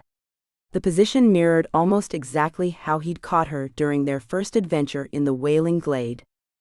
"Still as graceful as ever," he teased. Mireya shot him a glare, but her dress betrayed her again, shifting to a warm rose pink that made Nash's heart skip. "I meant to do that," she muttered. "Testing your reflexes. They're adequate, I suppose." "High praise from you." Nash didn't immediately let go, enjoying the way she didn't pull away. His thoughts drifted to his former crush on Juliet, how he'd spent so much time pining after something that was never meant to be. This, whatever was growing between him and Mireya, felt entirely different. Real.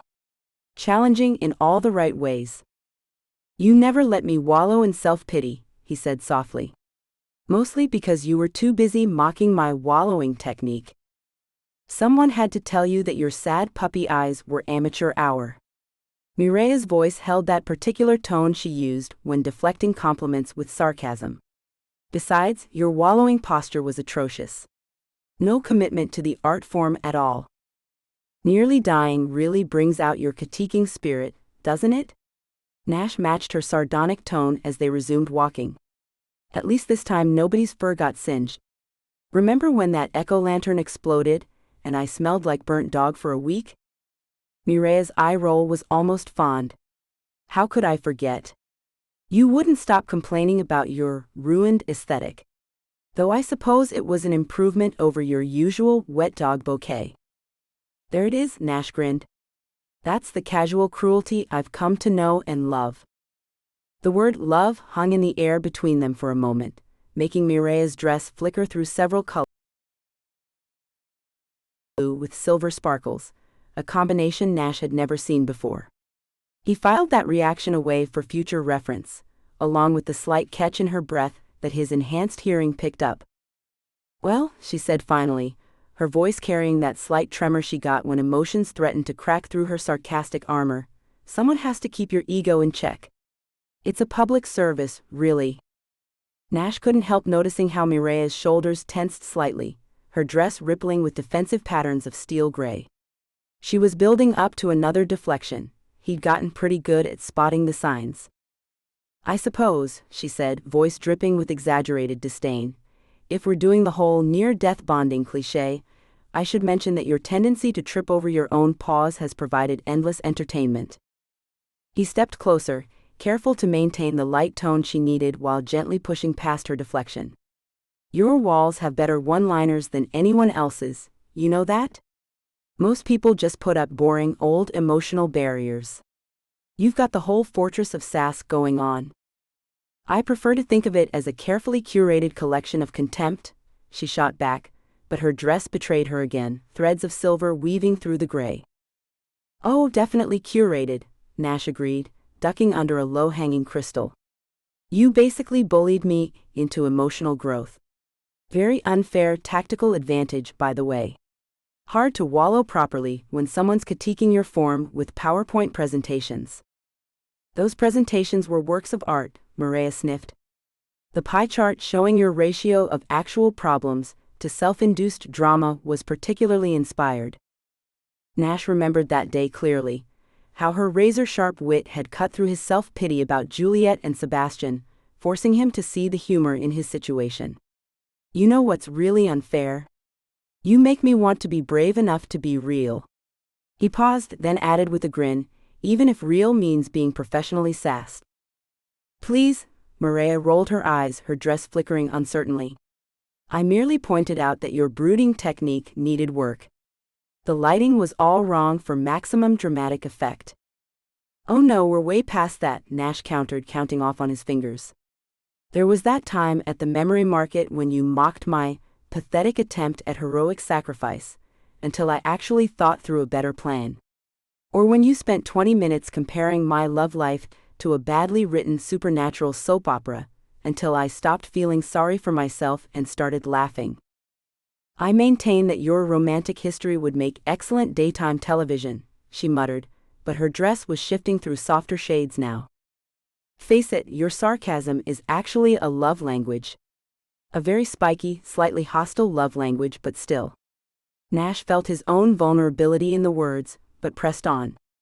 "I mean, who else would describe my werewolf transformation as the world's furriest identity crisis?" They were nearing the cavern's exit now, pale light filtering through the crystal-studded walls. Nash gathered his courage, channeling it into their familiar pattern of banter. "So, about that oversized puppy comment from way back, does this mean I've at least upgraded to moderately tolerable werewolf?" Mireya's dress rippled with colors, rose gold, amber, and something that looked suspiciously like the exact shade of his eyes. She covered it with an elaborate sigh. I suppose you've achieved marginally less annoying canine status. Don't let it go to your head. At the cavern's mouth, Nash held out his hand, heart thumping as he grinned at her. Partners in near-death experiences and questionable humor? Mireya's eye roll was spectacular, but she couldn't quite hide her smile, or the way her dress bloomed into sunrise colors as she took his hand. Your humor is questionable. Mine is impeccable. Of course it is, Nash agreed, savoring the warmth of her hand in his. You've got standards to maintain. Very high standards. Possibly unreachable standards. Chapter 10, The Crescent Veil. Juliet sprawled across Sebastian's leather council sofa, her purple hair fanning out in what she hoped was an artistically disheveled manner rather than just plain disheveled. Ancient texts and scrolls littered every surface of his meticulously organized office, their musty pages practically begging for some creative reorganization. You know what these prophecies need? She held a particularly dusty tome upside down, squinting at the elaborate script. Bullet points. And maybe some cute doodles in the margins. Like right here, she pointed to a grim prediction about rising tides of emotion. We could add a little surfing wizard. Sebastian's eye twitched. The sacred texts of the council have survived centuries without editorial embellishments. That's exactly the problem. Juliet sat up, sending her research notes cascading to the floor. As she reached for her fix-it wand to gather them, a spark of magic jumped from its tip. The papers immediately folded themselves into precise airplane shapes and took flight, performing elaborate loop-de-loops around Sebastian's head. Look. Now they're self-organizing, sort of. She beamed as one particularly enthusiastic page did a barrel roll. See? Much more efficient than just lying there in boring stacks. Sebastian ducked as a paper airplane dive-bombed his perfectly styled hair. Efficiency typically involves less aerial acrobatics. Undeterred, Juliet bounced off the sofa and began connecting various prophecy fragments on the wall with sparkly purple string. She stepped back to admire her handiwork, then added a handful of glittery unicorn stickers at key intersection points. Is the mythological decor strictly necessary? Sebastian asked, eyeing a particularly sparkly unicorn that seemed to be winking at him. They're vital to the investigation aesthetic. Juliet adjusted a strand of string, causing several stickers to shimmer. Besides, they mark important connections. See, this one shows where the resonant heart prophecy intersects with the crescent moon cycle, and this prancing unicorn highlights the temporal anomalies in the echo patterns. As she flipped through another stack of council records, her magic responded to her growing excitement. The heavy leather-bound books lifted off the desk, arranging themselves in a synchronized swimming formation. They twirled and dipped in perfect harmony, their pages fluttering like elegant fins. The prophecy mentions waves of change, she said defensively when Sebastian raised an eyebrow. I'm just providing visual aids. Sometimes, you need to see the bigger picture to understand the patterns. Her expression grew more serious as she traced a timeline of council decisions. Look at these dates, Sebastian. Every time there's been a major echo disturbance, the council's response follows the same pattern. Minimal intervention, carefully worded statements, and then, she pulled out a stack of dark folders with ominously elaborate labels. Everything gets filed away under the most dramatic headings possible.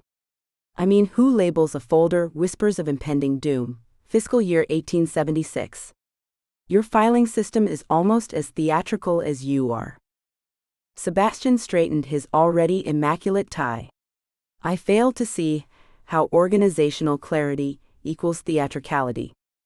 Says the vampire who color codes his blood bags by vintage. Juliet waved her wand emphatically, accidentally conjuring tiny storm clouds that began to drift around the office. The whole system is designed to obscure rather than illuminate. Even these reference numbers are deliberately confusing. It's like they're trying to make it impossible to connect the dots. Lightning crackled between the miniature clouds, and Sebastian quietly cast an umbrella charm over his paperwork. Perhaps we could continue this discussion with fewer weather phenomena? Even the weather agrees this is suspicious, Juliet declared, though she did attempt to wrangle the storm clouds into a less threatening formation. They clustered together above her conspiracy board, occasionally releasing tiny rumbles of thunder that made the unicorn stickers sparkle even more dramatically. She flopped back onto the sofa, surrounded by her chaotic collection of evidence. There's something here, Sebastian. Something big. The council's been handling these echo situations the same way for centuries, and it's never actually solved the problem. It's just, she gestured vaguely, causing one of her paper airplanes to execute a perfect figure eight, pushed it around like my floating notes. Juliet traced her finger along the ancient text, leaving a trail of sparkling purple magic that highlighted key phrases. The prophecy's words seemed to dance on the page, reminding her of that one time she'd accidentally enchanted her morning coffee to tell fortunes in the foam. At least the coffee had been more straightforward, even if it had mostly predicted caffeine-related incidents in your near future. See these references to veils and echoes? She tapped the page enthusiastically, causing the words to temporarily rearrange themselves into a haiku. It's like a supernatural poetry slam, but with more dire consequences and fewer snacks. Her stomach growled at the thought. We should definitely add snacks to our investigation budget. Sebastian leaned over her shoulder, pointing to a particularly ominous passage. The proximity of his perfectly pressed suit to her chaos-inducing magical field made her nervous, and before she could stop it, her magic sparked. His elegant quills suddenly sprouted feathers and began pirouetting across his desk, leaving tiny dust-free trails in their wake. Oops! She brightened as one quill performed a particularly impressive grand jeté. But look how much more festive your desk is now. And technically, they're still writing implements. Just multitasking ones. The dancing quills formed a chorus line, and she couldn't help but conduct them with her wand. Besides, a little spontaneous cleaning never hurt anyone. Remember that time I enchanted the council's filing cabinets to organize themselves? Sure, they ended up sorting everything by how pretty the folder colors were, but you have to admit the rainbow effect was stunning. Her mind raced with possibilities as she paced the office, her magical energy causing the unicorn stickers to gallop across her conspiracy board. We need to dig deeper into these prophecy patterns. Which means we need a plan. A brilliant, slightly chaotic plan involving disguises. She paused dramatically. And possibly some enchanted office supplies. For stealth purposes, obviously. The gravity of the situation settled over her as she reviewed her notes, though it was somewhat undermined by the paper airplanes now performing synchronized diving routines. If these predictions are right, the echo disturbances are just the beginning. The veils between realms are thinning and, she gasped as inspiration struck. We should form a supernatural detective agency. With matching jackets. Her wand swished through the air, conjuring magical illusions to illustrate her points. Look, we can map it all out. First, we cross-reference the prophecy with historical echo patterns.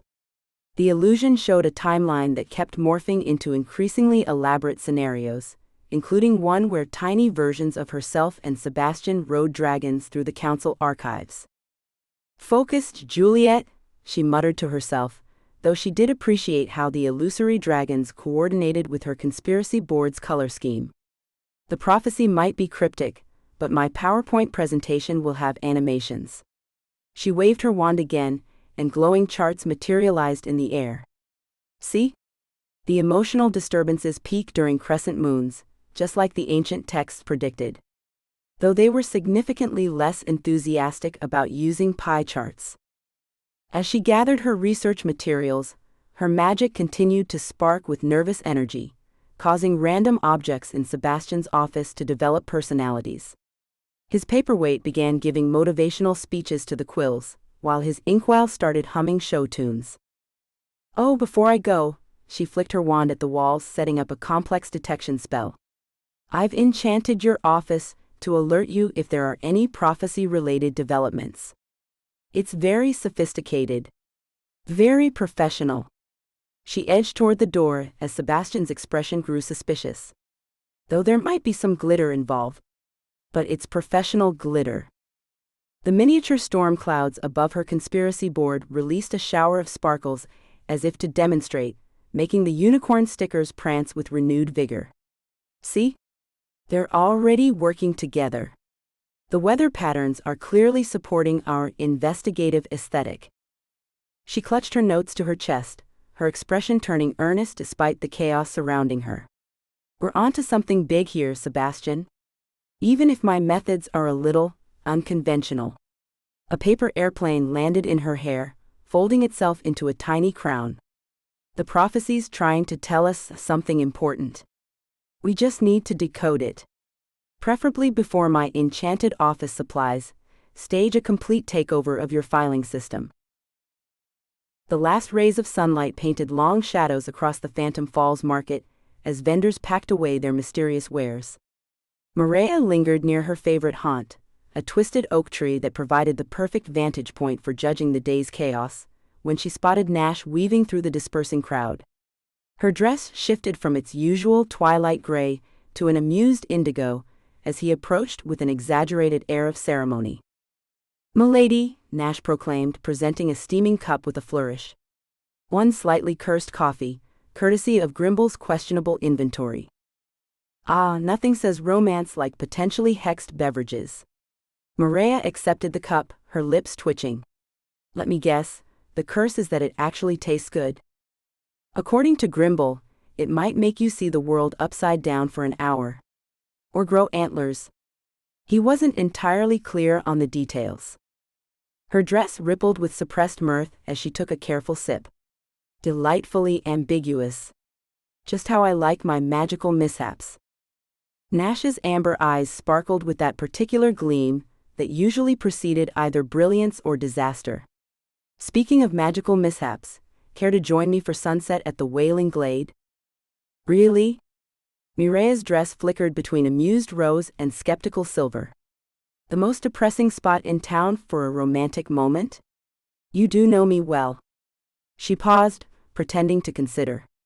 "Though I should warn you, last time I was there, 3 ghosts tried to recruit me for their tragedy appreciation club." "I'll protect you from overly dramatic spirits," Nash promised, offering his arm with a playful bow. "My hero," Mireya deadpanned, but took his arm anyway. The walk to the Wailing Glade was punctuated by Mireya's running commentary on the various magical oddities they passed. "Oh look, the Thompson's Garden Gnomes are staging another revolution. That's the 3rd this week." As they settled onto a fallen log, the glade lived up to its reputation with a soft ethereal keening that wound through the trees. Mireya's dress shimmered with contentment despite her sardonic expression. "If you start howling love songs at the moon, I'm leaving. And taking blackmail photos first." "You wound me," Nash pressed a hand to his heart. "I'd at least compose an original piece. Maybe something about your sparkling personality?" "Careful there, wolf boy. I still know at least 12 ways to make your tail fall off." But her dress betrayed her, shifting to warm amber tones that matched his eyes. Nash's smile softened as he watched the colors play across the fabric. "You know, you've come a long way from the Banshee who threatened to deafen me for suggesting we work together." "Ah, please don't start with the emotional growth narrative."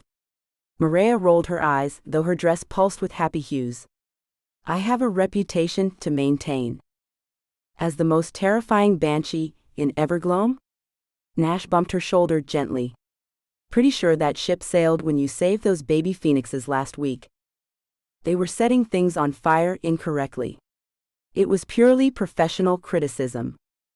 The sunset painted the glade in warm gold, and Mireya found herself critiquing its excessive optimism even as she leaned slightly against Nash's shoulder. "Really, the colors are completely over the top. Who approved this palette?" Nash didn't rise to her bait, just waited with that infuriating patience he'd developed. Her voice softened despite herself. "Fine. Maybe it's not terrible. You know," Nash ventured carefully, "we make a pretty good team. Even with the echoes handled, There's always room for a Banshee werewolf consulting duo in Evergloam. Mireya opened her mouth with an automatic sarcastic response, then paused. Her dress shifted through shades she once would have suppressed: hope, affection, possibility. Are you suggesting we professionally meddle in supernatural disasters? Among other things. His hand found hers, warm and steady. I hear the Phantom Falls market is looking for security consultants who specialize in chaos management. Fine, Mireya sighed dramatically, even as her dress blazed with joy. You've corrupted me with your ridiculous optimism. Happy now? Ecstatic, Nash grinned. Though I notice you haven't actually said no to the job offer.